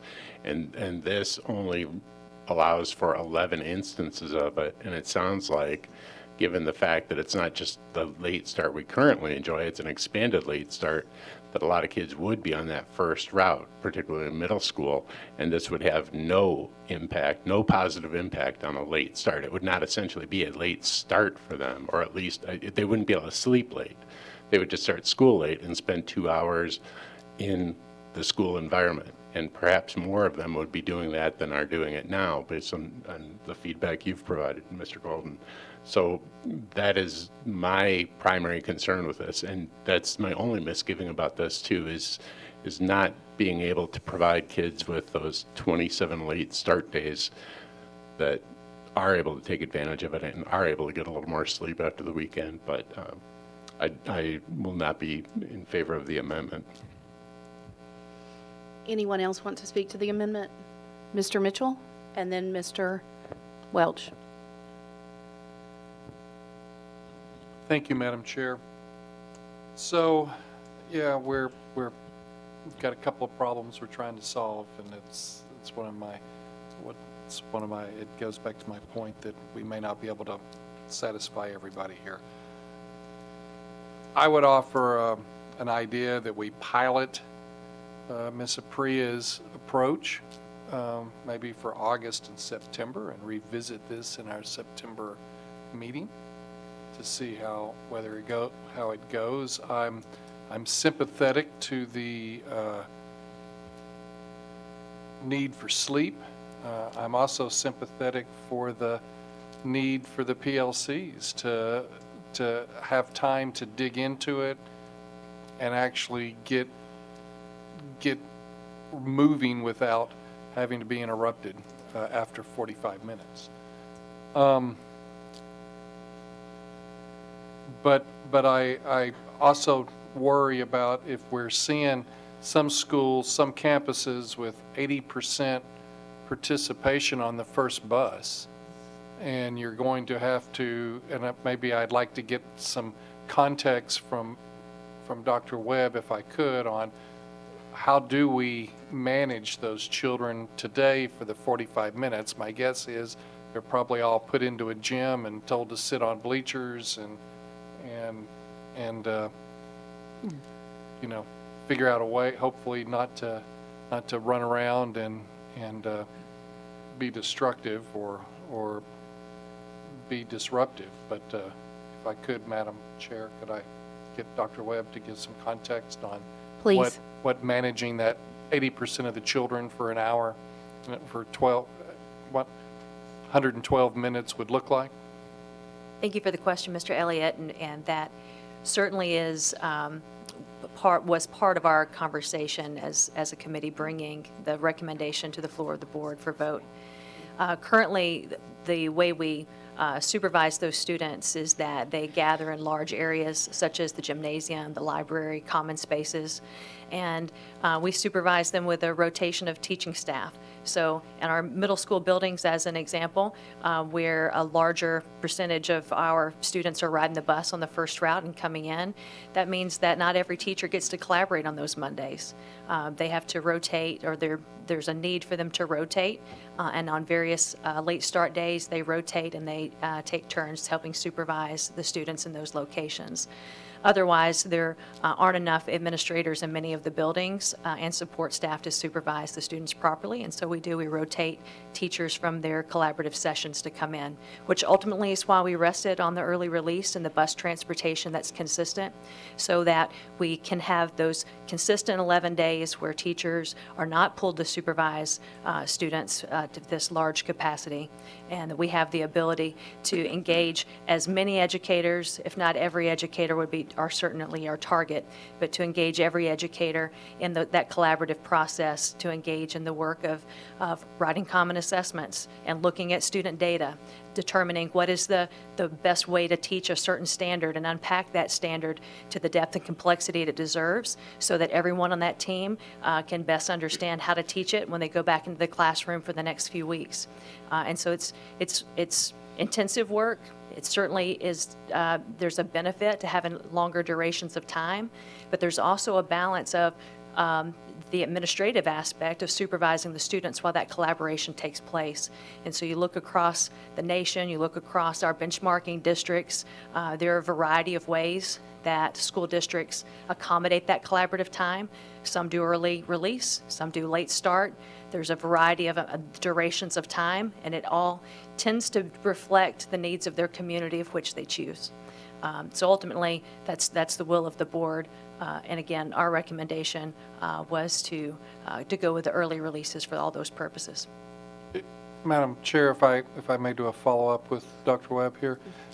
Can you explain the difference between the challenge of early morning supervision versus early afternoon supervision? I'm not quite, I don't appreciate the context of why the early release doesn't have the same problem with the 80% children staying back that the morning does. I appreciate I think I lost my articulation there at the end of that. But. I knew exactly what you meant, Mr. Mitchell, so thank you for asking the question. There are two variables that come into play. One is there bus transportation offered that a vast majority of the students will participate in? At the secondary level, if we have an early release, our expectation would be that students are released early and leave on that bus transportation that's provided, thus leaving a very small number of students on campus. As Mr. Welch mentioned in his proposal, which was part of our initial proposal, we would minimize the number of extracurricular activities that take place on those Wednesdays. The number of students held back that would require supervision would be minimal. On an on a late start day, the buses run normal time, so all those students are coming onto campus, and so it requires supervision. If we didn't have bus transportation in either location, so if we didn't have bus transportation for early release and we didn't have bus transportation that came late on a late start, our preference would be to supervise students in the morning. They're less, there's much less energy happening with secondary school students at 8 o'clock in the morning than there is at 2:30 in the afternoon. I can promise you that, as far as activity and energy that students are ready to get out, right? But if bus transportation is matching or mirroring the collaborative time that teachers have together, and the students aren't on campus, and the students are off campus in the afternoon, then that's certainly our preference. Excuse me just a minute. Audience members, please don't approach the board during the meeting. Thank you very much. And Mr. Mitchell, if I may, and Madam Chair, to complete the answer, if, as proposed by Ms. Apria, we run 2 routes in the morning, the normal schedule for secondary, then run the elementary, and then run a second bus route for secondary. In other words, flipping the afternoon proposal to secondary. I think that's the core of the question. We haven't had a detailed discussion about that because we don't do that today. That is correct. We don't do that today. But the corollary of that, we did talk about in the afternoons for elementary, based on the recommendation I brought to you all at the work session. Could we do that? As I'm looking at Mark Samuels, there is a possibility of us doing that. The tight logistics of it with traffic we haven't studied. Might some smaller number of students come in that first route and then the second? That's a possibility. So that's the question that was ultimately being asked, Dr. Webb. What if there were 2 routes in the mornings as in essence, a compromise, knowing that we couldn't recommend the elementary school start in the morning. And we're under the assumption that there would be in some campuses, there would be a large number of students showing up at the regular time, meaning they've got to be managed. And also that assumption is that same large number of students would leave with the first bus route in the afternoon. And so if I've got 80% in the morning that I've got to take care of, and I would have 80% in the afternoon that would go home early, is kind of the assumptions that we're working on here. That's correct. Is that right? That's Because right. if you had that same 80% staying in the afternoon, you would kind of have a challenge there too. I want to note that in our proposal, that there wasn't a second route for secondary. On the early release, the second route was for elementary specifically. So yes, to answer that question, our anticipation would be more than 80% would be gone in the afternoon, and only a small number of students who had an after-school activity that couldn't be moved to another day of the week that would remain on campus for supervision versus the other. That is correct. And Mr. Priya's motion is, well, what about it? What about doing 2 in the morning? Yeah. Might it make some difference? It's possible. A lot of our experiences include parents making sure that their children, get out in the morning, at least for the bus. They're either driving them or they're riding the bus. we can't speak to what might happen with that second route. And then your answer to that, if I'm not mistaken, I'm using my vernacular to make sure that we have some clarity, is, well, what if we took a shot at that for the first 3 of those days? Yeah, I'd kind of like somewhat of I'd like to present to my colleagues that whatever we do here with this, since we're changing it up, that we maybe consider reviewing it again in September. Let's run it for 2 or 3 iterations and come back with what, and then, because we're coming into this with some assumptions today. I think everybody is, am I fair to say that? That we're kind of, what we believe will happen. And if we pilot it for a couple of months, then we can kind of maybe come back with some true data to see what our numbers were, albeit that then creates some thrashing of schedules and replanning as well. So procedurally, since we have an amendment I'm not making before, a motion, I know, I'm I'm just making talking sure through everybody's it, on right. the same page. We can't amend it, but to your point, that could be something that the executive committee could put it back on the agenda to review regardless of if it's a vote. Right, because the motions and the amendments as they stand are for the entire school year. Yes, sir. Anyone else want to comment on Mr. Welch? And Ms. Durham, is your button not working? Yeah, go ahead and raise your hand. Thank you. Yeah. Hold on. You are now. Thank you. And so we're speaking only to Ms. Priya's amendment right now, correct? Yes. Thank you. So I think to simplify this and sort of boil it down, we had 2 recommendations from our superintendent. We had the May recommendation, which was my original motion, which again is the preferred option from our superintendent that he would prefer. We have a June recommendation that came out last week at our work session, which was a compromise based on Mr. Golden feeling that the board did not have the political will to pass what he was asking for. My characterization here, not Mr. Golden's, to be fair.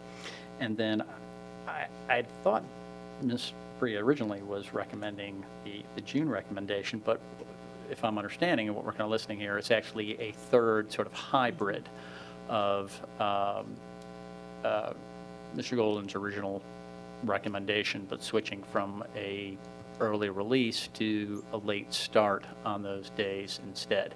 So I appreciate that Ms. Priya and I are on the same page, acknowledging what staff has told us, that there's just more collaboration time needed and all the different things that go along with that. But my concern here is that we have this hybrid approach that's being presented on the floor. It has not gone through any sort of vetting process. We've heard right now, Mr. Samuels, how does that impact traffic and logistics and everything else? And whenever we do this, it seems like we always have the unintended consequences of our actions here. And this is a pretty big change to sort of wing it and shoot from the hip here in how we're going to do this. So with the point being as trying to be a jack of all trades here, and that we're trying to get the additional sleep, we're trying to get the time, kind of all of these things. I would really say that those are two separate issues, both valid things that we need to look at and adjust, but rather than trying to hodgepodge them together and coming up with a plan that, again, have not been evaluated. Well, and it has been evaluated by staff, really, and they did not recommend it. But rather than trying to solve two issues less optimally, let's solve the issue that we have on the floor today in the best manner that we can.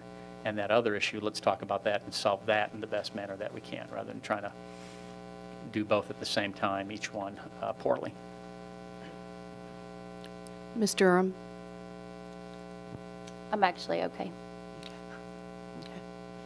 Anyone else want to speak to the amendment? Mr. Mitchell? Yeah, so in over here, I want to make one more clarification. We're still talking about 2 bus routes in the afternoon for elementary schools in the early release. That's my understanding, yes. Okay, and so that was the key, was that we're still running 2 routes for, so Ms. Apria's amendment would be that middle and high school have 11 late start dates and the late start is at 112 minutes late. That's my understanding. On this, and the secondaries on the same Mondays as the weekly Wednesdays that are in the elementary draft schedule. And that the elementary schools would have early releases 11 days through the year on Wednesdays, and we would run 2 routes for those elementary school early releases. And can we, and but we're not 100% sure about the number of routes for middle and high school. Or are we thinking we're going to run 2 routes there also? Or we're still waiting to figure that out? My understanding was that was a suggestion, but not part of the motion. And we don't know how that'll work in traffic, I think, in the morning. That's the correct. Key, if I remember right. Okay. Dan, did I clarify? Mr. Wimberly? I'd like to call the question on the amendment. Is there anyone else wishing to speak? I want to speak. Well, I want to make a procedural statement. Okay. So we need to vote on calling the question? Is there a second? Mr. Welch, second. Any discussion? Is this where I would make... Voice vote? Okay. Mr. King has indicated we'll need to do a roll call vote. Ms. Glenn, so because it's not loaded.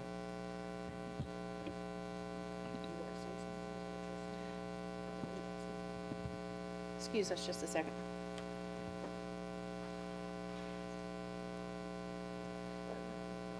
Okay, all right. So, to be clear, we're voting on Rick's motion. Correct. That's right. Unless there isn't anyone else that wants to speak, and then it's moved. Is there anyone else wanting to speak as to the amendment? Okay, then I think you can move forward. Do we need to do a voice roll call vote on the amendment?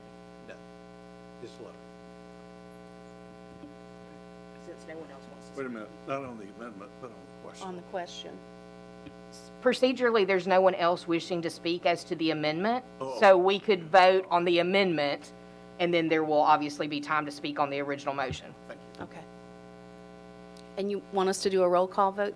No, Or we you can vote. don't want us to do a roll call vote? Okay. So we're voting on Ms. Apria's amendment now.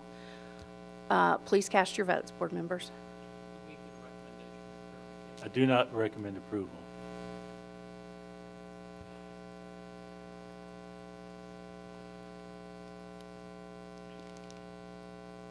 Ms. Apria? I vote yes.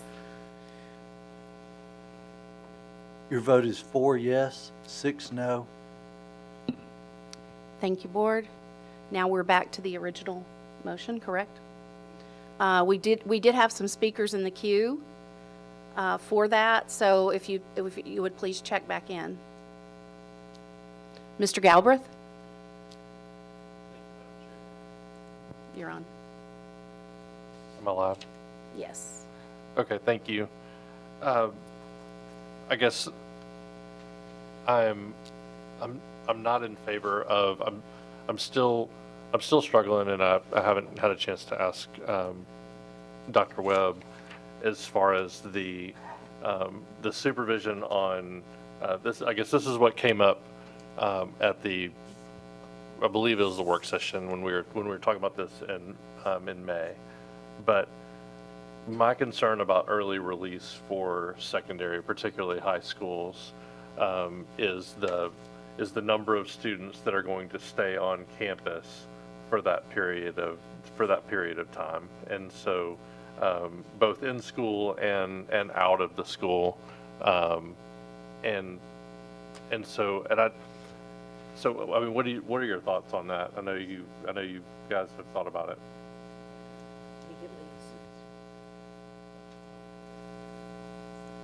You're on. Thank you.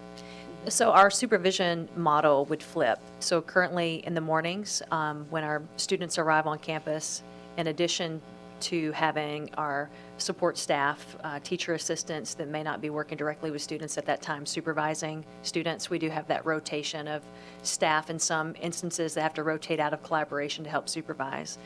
That model would be flipped to the afternoon. Our objective would be to ensure that all teachers are participating in the collaborative sessions that are taking place, and the TAs and support staff that are supporting supervision of students in the mornings would be flipped to supervise students in the afternoon. And our target would be, and our projection would be, if the buses are running and a large number of students are exiting, and only those with extracurricular activities that can't be shifted to another day of the week at the high school level, of course, there'll be a large number of those students, that our support staff would assist us in supervising those students at that time. Okay, thank you. Yes, sir. I guess I'm still in favor of the alternate recommendation that took into account the student and parental, I guess their desire to keep the late start Mondays, and so I'll vote no on this, and I would vote for an amendment if there were one to be made, but I can't make one right now. Mr. Brown? Thank you, Madam Chair. Thinking back to Thursday night's discussion a little bit, one of the points I made was that what's been clear to me from feedback I've gotten from parents and some teachers is that there's a fairly significant majority of support for the late start Monday that's currently in place. I think you heard some of the aspects of that argument tonight from Ms. Webster, Ms. Solon, who spoke in the public comment period, and it just seems like that's fairly clear to me. And the other thing that's clear is that there's also a strong argument for adequate planning time. So what we're kind of left with is, how do you strike the balance and do it in a way that's responsive and fair and takes into consideration the recommendations of our professionals.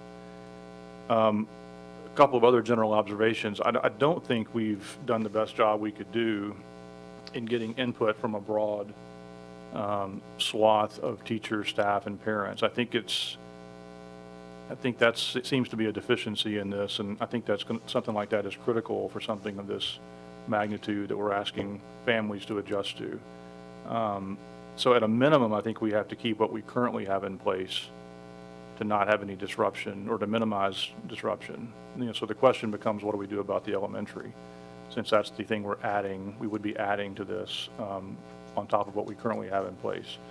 So I'm a no on Mr. Welch's motion, but I would look forward to a discussion after that, if there's an opportunity after that motion is dealt with. Thank you, Mr. Brown. Mr. Welch? Thank you. Mr. Golden, I'm going to repeat my question from the other night to you, and just sort of, again, if you can sum up in very simple terms, what is the purpose of the early release proposal? To improve student outcomes. Okay, to improve student outcome. I'm going to write that down again. To improve student outcome. That is why we were doing this. It's kind of the forest for the trees, the whole thing. Of all the proposals that we have heard so far, there's 2 recommendations that you have brought to the board, an original one and then an adjusted one that you had based upon board member feedback, and then a 3rd one tonight. Of all of them, which plan, in your opinion, in your staff's opinion, in the principals and building leaders' opinion, in your teachers' opinion, which one of these plans is best at helping us improve student outcome?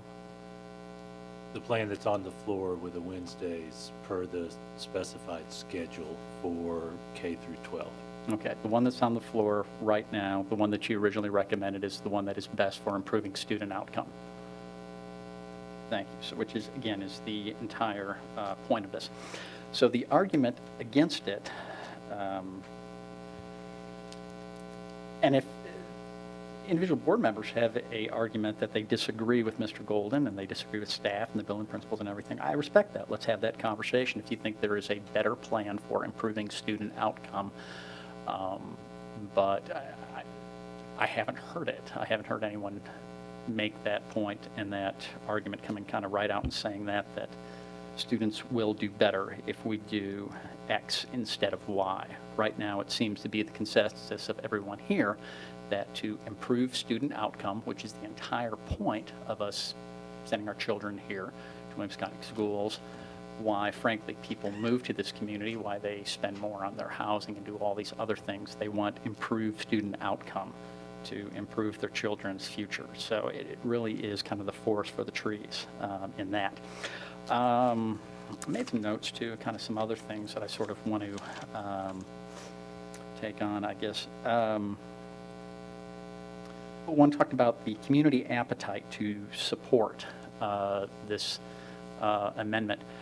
And frankly, I'm just going to be very blunt. I think the community that we're talking about right here, it's 2 groups, really, kind of comes down to. It's not the community at large so much. If you don't have children in Williamson County Schools, if you're not employed by that, I don't think you're probably have a really strong vested interest. The people that do care about this the most and what we're really talking about are A, the parents themselves or the guardians of the students, and B, I think it's the teachers and staff that are impacted. So that's the community that we're talking about right now for this particular motion. So I want to focus on that. For the teachers, I think overwhelmingly they have supported the original motion. In fact, Mr. Golden, I would say, I've had a conversation with WCEA, and they indicated that, yes, that was the case. So the teachers' own representation says that they support the original amendment. So this debate about whether or not the teachers do support it, their own representation says they do. And Ms. White, I know, maybe give me a thumbs up or thumbs down. Thank you. Ms. White, they indicated thumbs up that the teachers do support it. So if you're going to make the argument that they don't, just for the record, you are making the argument against their own recommendation that they don't in that case. The second, anecdotally, I think I've seen that they do as well. And that's not to say that every teacher does. I'm sure we've got over 4,000. There's going to be a wide range of views, but overwhelmingly, anecdotally, that's the communication that I've received as well. It's also the communication that we've received from our principals to our staff, communicating to us that that's what they're hearing at the building level. And they're saying it because they want more time. It's an argument of 45 minutes and how deep can you get into it. My Lord, how long have we been debating this one thing tonight? I know it's been a lot more than 45 minutes, that's for sure. And so I think about my own professional development and professional career, how deep you can get into it in that amount of time, especially in the group thing, how deep can you get into it? And then there's groups that aren't able to do this. Our special education teachers, for one, I know that was one of the main concerns, is that with the 45 minutes, because they're really kind of collaborating, not solely within the schools, but also within across schools that way, that it really puts them at a severe limitation. So our most vulnerable students that need the most, who need that supervision while they're there on time, they're losing out on this by not having that additional time that they're asking for. In terms of collecting input from the parents, I would practically say I've been collecting input from parents for 16 years. I'm collecting it at ball games, I'm collecting it at PTO meetings, I'm collecting it on the lining fields and selling concessions and campus cleanups and everything else. And the input that I have consistently gotten from parents is, yes, we are willing to make small sacrifices on behalf of our children. In fact, our parents have been willing to make extremely large sacrifices on behalf of our parents. I think we've got 2 PTO board presidents right here, and Ms. Garrett and Ms. Durham, and I hope they would both say from their own experience that yes, parents have very much been willing to make sacrifices on behalf of their children. If you're not sure about whether or not parents can do that, I say get off Facebook and Facebook groups and polls and get into the schools themselves. Go to a campus cleanup and see what's actually happening there. Watch parents spend 3-4 hours early in the morning on their day off scrubbing and cleaning and hosing things down and getting the school ready for their children. They are very much willing to make what I would say is a very small, reasonable sacrifice. And we are asking to make sacrifices. Let me acknowledge that. It's 11 days that we're talking about.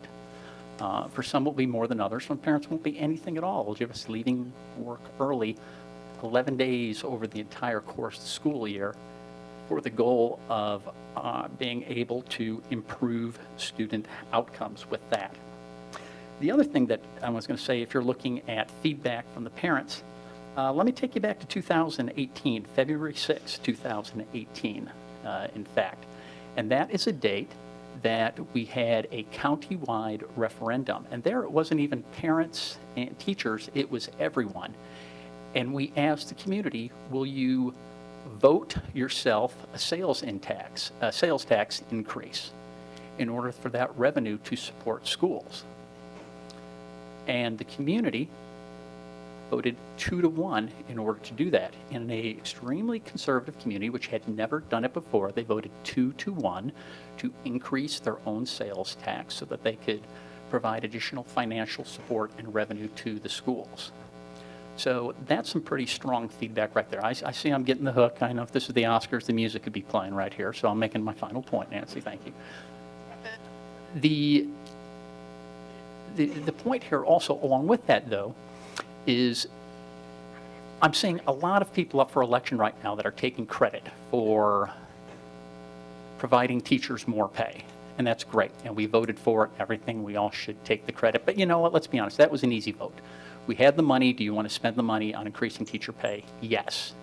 The work that went behind it was the things where some of us did where we expended political capital. We didn't put a Facebook survey and said, do you want to pay a higher sales tax, yes or no? We went to PTO board meetings. We went to community meetings, everything else. We put our political will out there. We tried to show some leadership and said, we need this. Let me explain the ramifications. Let me get the feedback from you. Will you support this because we want you to support their schools? I think if we had done the same thing with this, what we would find overwhelmingly, what we will find overwhelmingly is our parents will say, absolutely. If this is to improve student outcomes, if this is something that will improve student outcomes, then our parents will overwhelmingly support it, just like our teachers overwhelmingly support it. Thank you. Thank you, Mr. Welch. By the request of several people, we're going to take a 5-minute break here. So let's take 5 and be back ready for the next group of speakers. Thank you.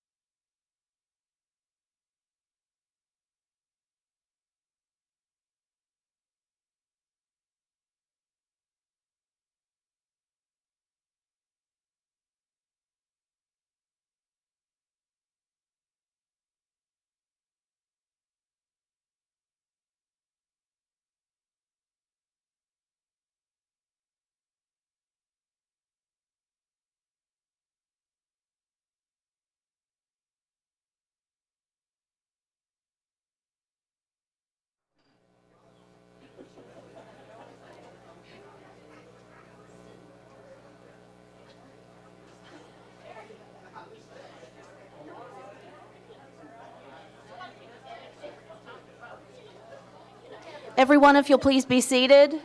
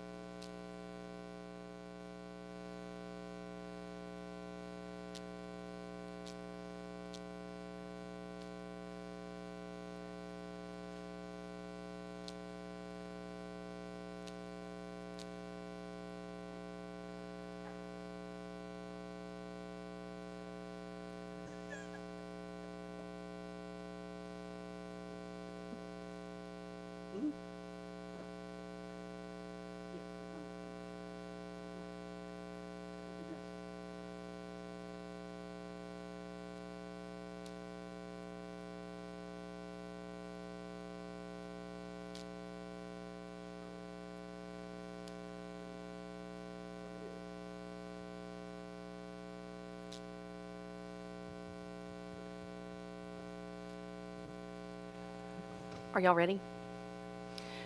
Welcome back after that short intermission. Ms. Apria?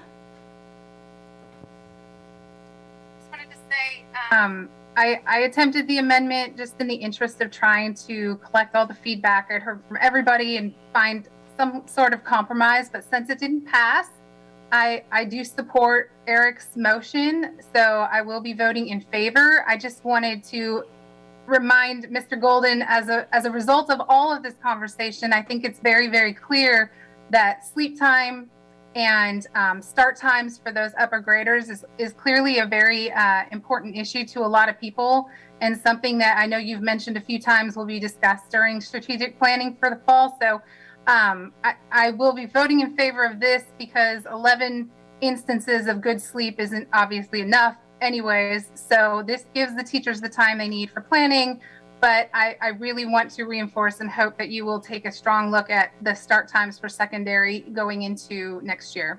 Thank you. Thank you. Mr. Galbraith?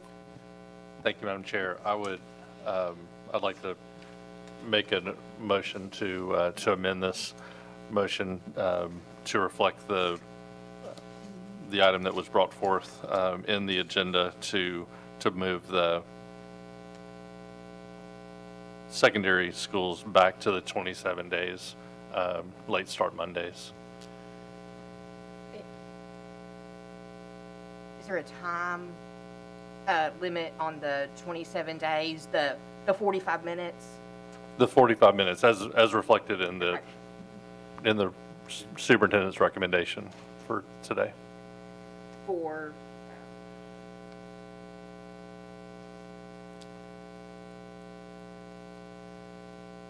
Ms. Osbrooks, do you need any additional information? No. Okay. So we have an amendment on the floor. Is there a second? Mr. Brown, seconds. Now we'll discuss the amendment. If, Mr. Wembley, do you want to speak to the amendment? No, thank you. Mr. Mitchell, do you want to speak to the amendment? Please go ahead. Ms. Osbrook, so this amendment is effectively moving the motion that is on the floor back to the, as I understand it, back to what was written in the agenda. Is that correct? I don't have what's written in the agenda in front of me, but what I understand it to be is moving the secondary to 27 days, 45 minutes, late start. Right, instead of the 11 days of early dismissal that Mr. Welch recommended. Okay. Correct. So if this amendment fails, are we still going to, and the motion fails, will we still be able to make an additional motion? That would be Yes, the original amendment. or that would go back, it would be I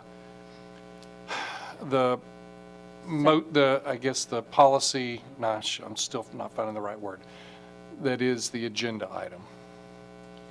You understand what I'm asking? I do, and what I don't know is how this differs from the agenda item.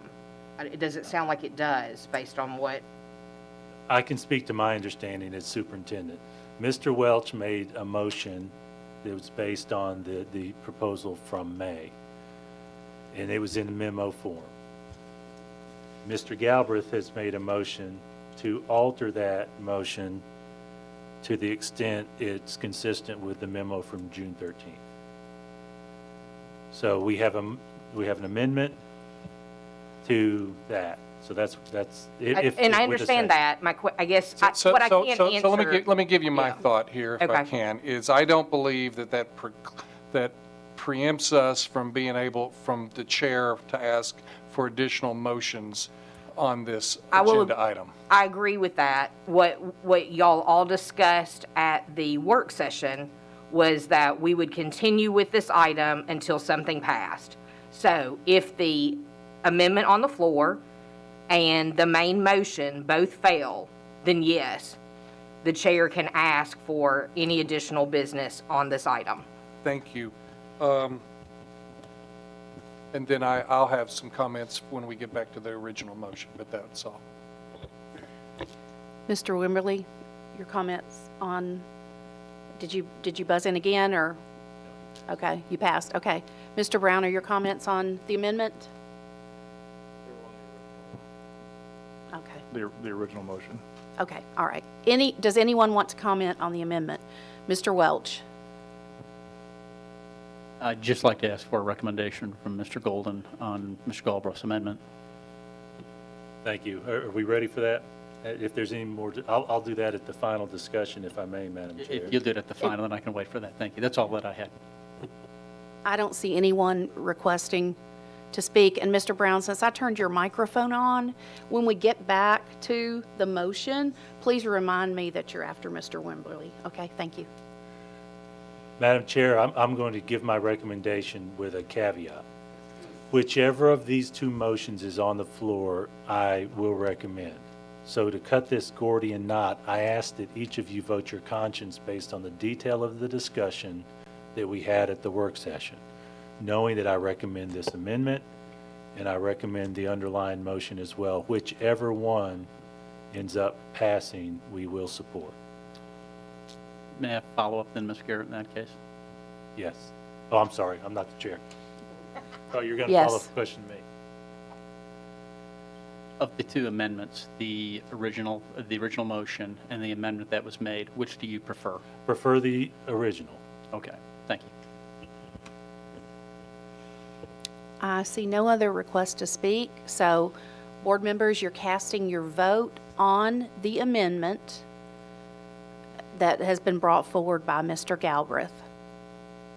Please cast your votes.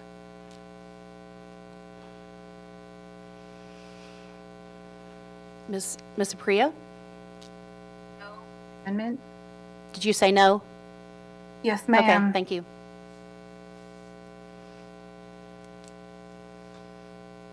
Your vote is 4 yes, 6 no. Now, I believe we're back to the discussion on the original motion, and we have in the queue Mr. Wimberly and Mr. Brown. Mr. Wimberly. The question may be moot at this point, but it was going to be, what if we can't get 7 votes for anything tonight? If I may answer, you can answer the procedural I was going to say, then we never leave. I have a different opinion. Oh, but we will. Here's where I am, and we talked about this at the work session. If the board can't come to a conclusion that any particular elementary program is something that 7 of you can agree on, I don't want to lose the secondary. So my request of you would be, if you can't agree on anything, somebody make a motion to at the least approve the longstanding secondary plan. Mr. Brown. Oh, he, I don't, Rick's sorry, not Mr. done. Williamson made- Sorry, Mr. Wimberly. Never mind. Thank you, Mr. Wimberly. Mr. Brown? Thank you, Madam Chair. I just want to be crystal clear about this, that if we support the motion that's on the floor that Mr. Welch has brought, we are eliminating late start Mondays. That is correct. Late start anything.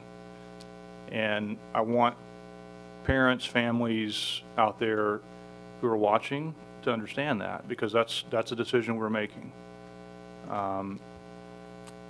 Again, I'll reiterate that whether Mr. Welch thinks this is a good idea or not, I have reached out. I'm the one who reached out on Facebook. If he didn't mention my name, but I'm the one who put the Facebook poll out there. A constituent of mine volunteered, a parent volunteered to create the poll, and I graciously agreed, or she graciously agreed to do that. I put it on my Facebook page. She collated the information.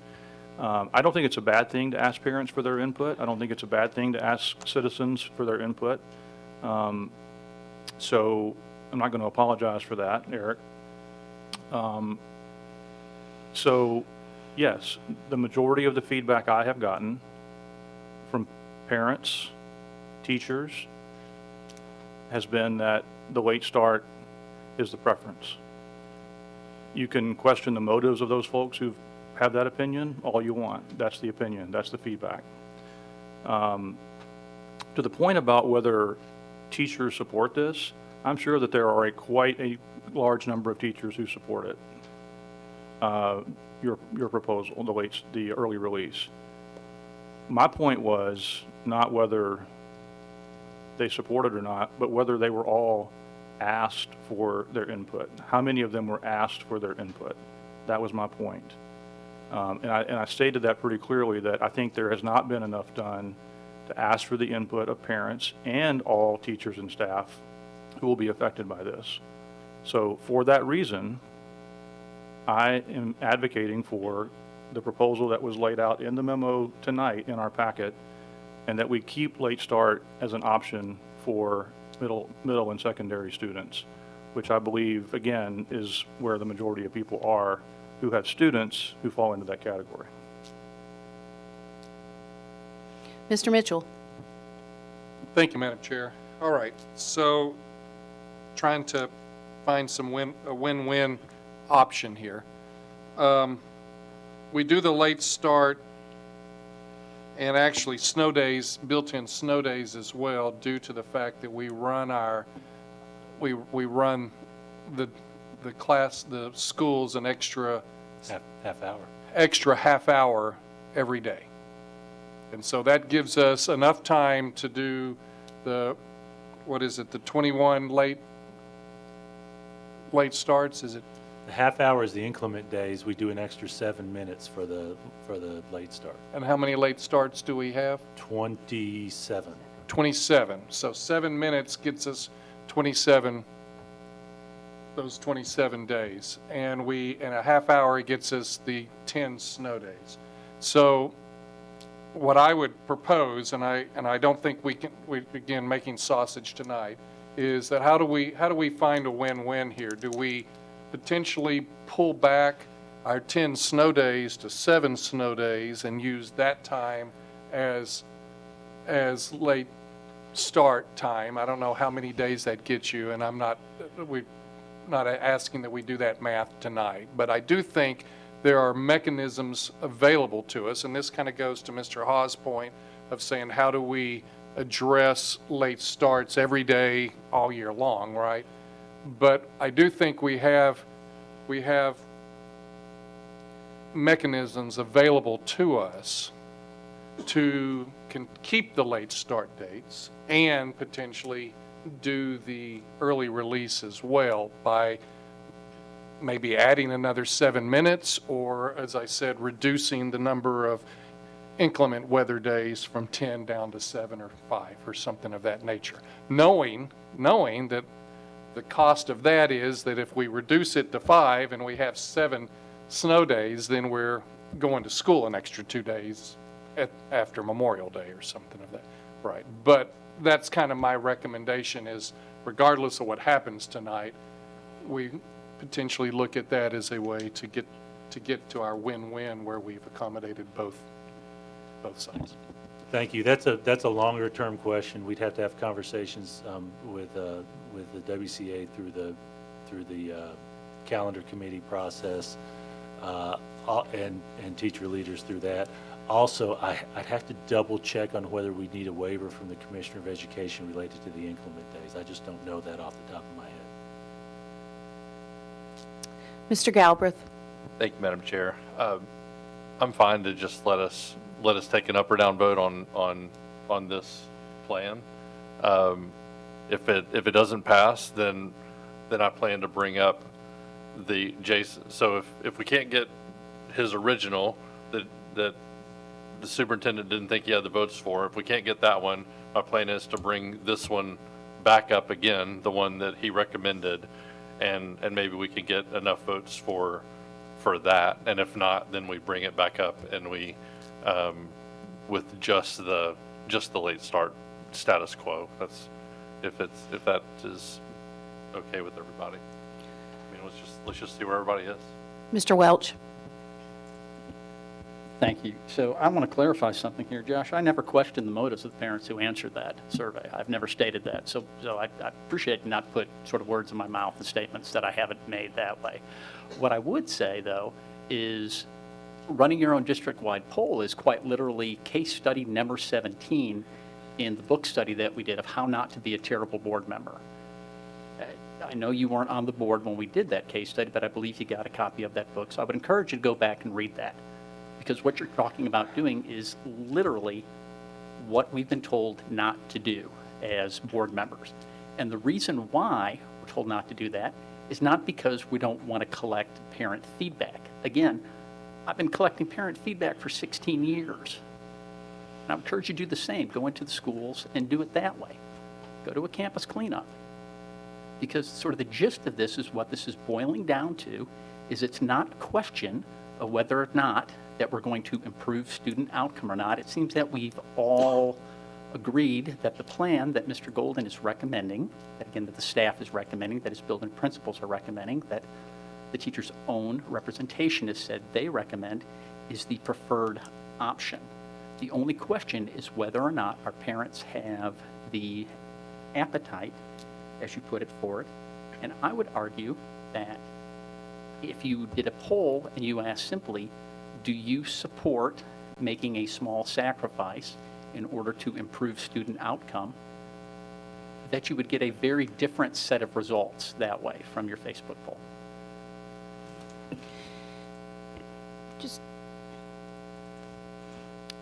Just a point of order. I would like us to stay focused on the motion at hand.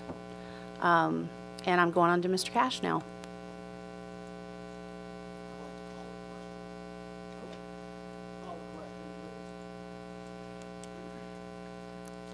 Do we have a second? Mr. Welch, second. Roll call. Ms. Glenn? Ms. Glenn will do a roll call vote.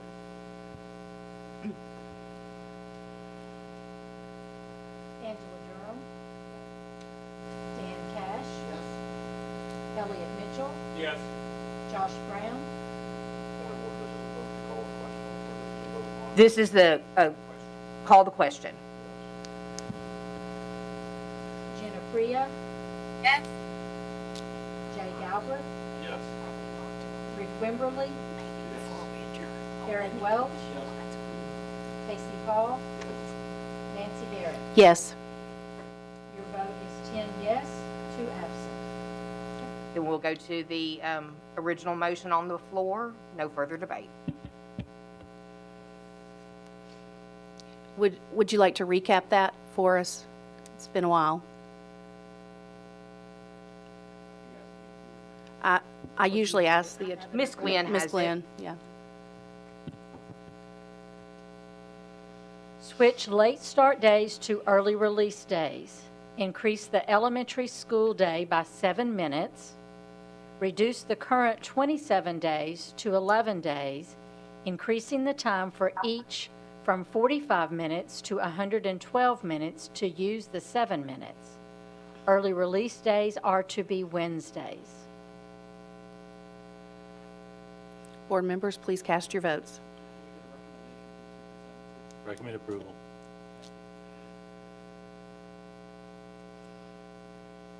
Ms. Apria? Yes. Ms. Apria votes yes. Your vote is 6 yes, 4 no.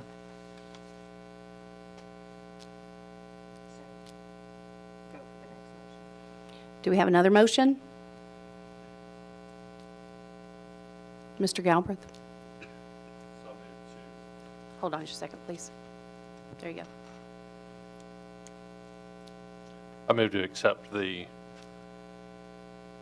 agenda item, the plan that was placed on the agenda for 6/13, that reflects late start days for secondary, 45 minutes each, and the proposed early release schedule for elementary at, for Wednesdays at 112 minutes each. Mr. Mitchell seconds. Board members, is there any discussion? Is there a staff recommendation? Recommend approval. Board members, please cast your votes.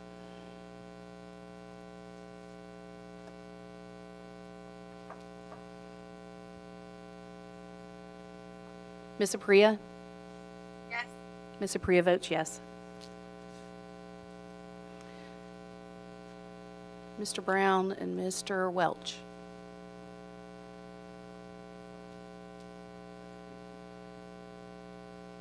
Your vote is 10 yes, 0 no.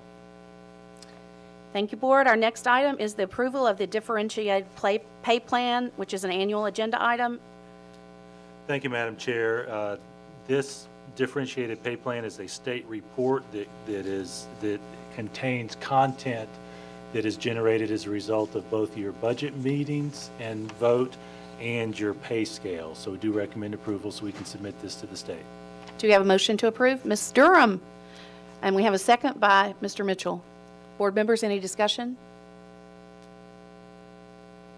I see no request for discussion. Please cast your votes.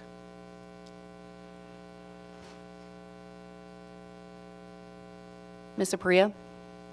Yes. Your vote is 10 yes, 0 no. Thank you, board members. And the next item is the approval of school board meeting dates, which is an annual agenda item. Thank you, Madam Chair. We have the proposal for next year's scheduled meetings based on board policy. I do want to mention that December is not in there. We have in past years had a placeholder for December. In the event we need a meeting, we will call a special called meeting for a particular day in December. Do recommend approval. Is there a motion to approve? Ms. Durham? Mr. Cash seconds. Board members, any discussion? Mr. Mitchell? Thank you, Madam Chair. Mr. Golden, so what is the advance, for the special called meeting in December, if we need one, what is our, what is the deadline for doing that? I'm going to speak legal with a caveat that Dana needs to correct me, and then practical. Legally, it can be as little as 2 days if it's an emergency. But practically, we'll know by the November board meeting if we need a December meeting. And if we just needed a work session or a policy meeting, does that require notice as well, or is that? Yes, it would require notice as well. In our board policies, we request 5 days notice for the special meeting unless, like Mr. Golden said, it is an emergency and then it's 48 hours. I would anticipate, absent some emergency, we would be able to give you the 5 days notice. I'll support this. My preference is to go ahead and have it penciled in and cancel it as opposed to having to make a decision to call it. But I'll support it as it's written. Thank you, board members. I don't see any other requests to speak. Mr. Galbraith? I guess on that point, if it's possible, if we could just really literally put something on the calendar, but not on this agenda, just so if there are any board members who need to make travel plans or whatever, we could just know that that's out there. Thank you for that. As the chief administrator, what I'll talk to Ms. Garrett about is December 15th, so feel free to pencil that in. That's a Thursday. It would be the ordinary work session day, if I'm not mistaken. Again, I think that's the best of both worlds, so thank you. I don't see anyone else requesting discussion. Please cast your votes. Ms. Apria? Yes. Your vote is 10 yes, 0 no. Thank you, board members. And before we adjourn, I just want to address one thing that came up during our extended discussion of the early release. So, and I feel like I need to state this publicly for the record, and also invite board members' discussion and input on, because it seems like there was some confusion about the way that motion went. So, as we were talking about it, I remember, and we can go back and probably look at this on the recording, I remember that there were a number of ways that we thought that we would address this. And then the last thing that was said by Mr. Golden was, he asked Ms. Osbrooks to check and send a follow-up email to all of us about how we would proceed. So when I got this, I was surprised that we had some different ideas about how we would proceed, but it's not out of the realm of possibility that we all interpreted this differently. So if you have some suggestions about how to make that more clear in the future, please provide them, and let's work together to eliminate those areas where there might be a lack of clarity and some areas where we can improve. So with that, I'll adjourn this meeting. Thank you.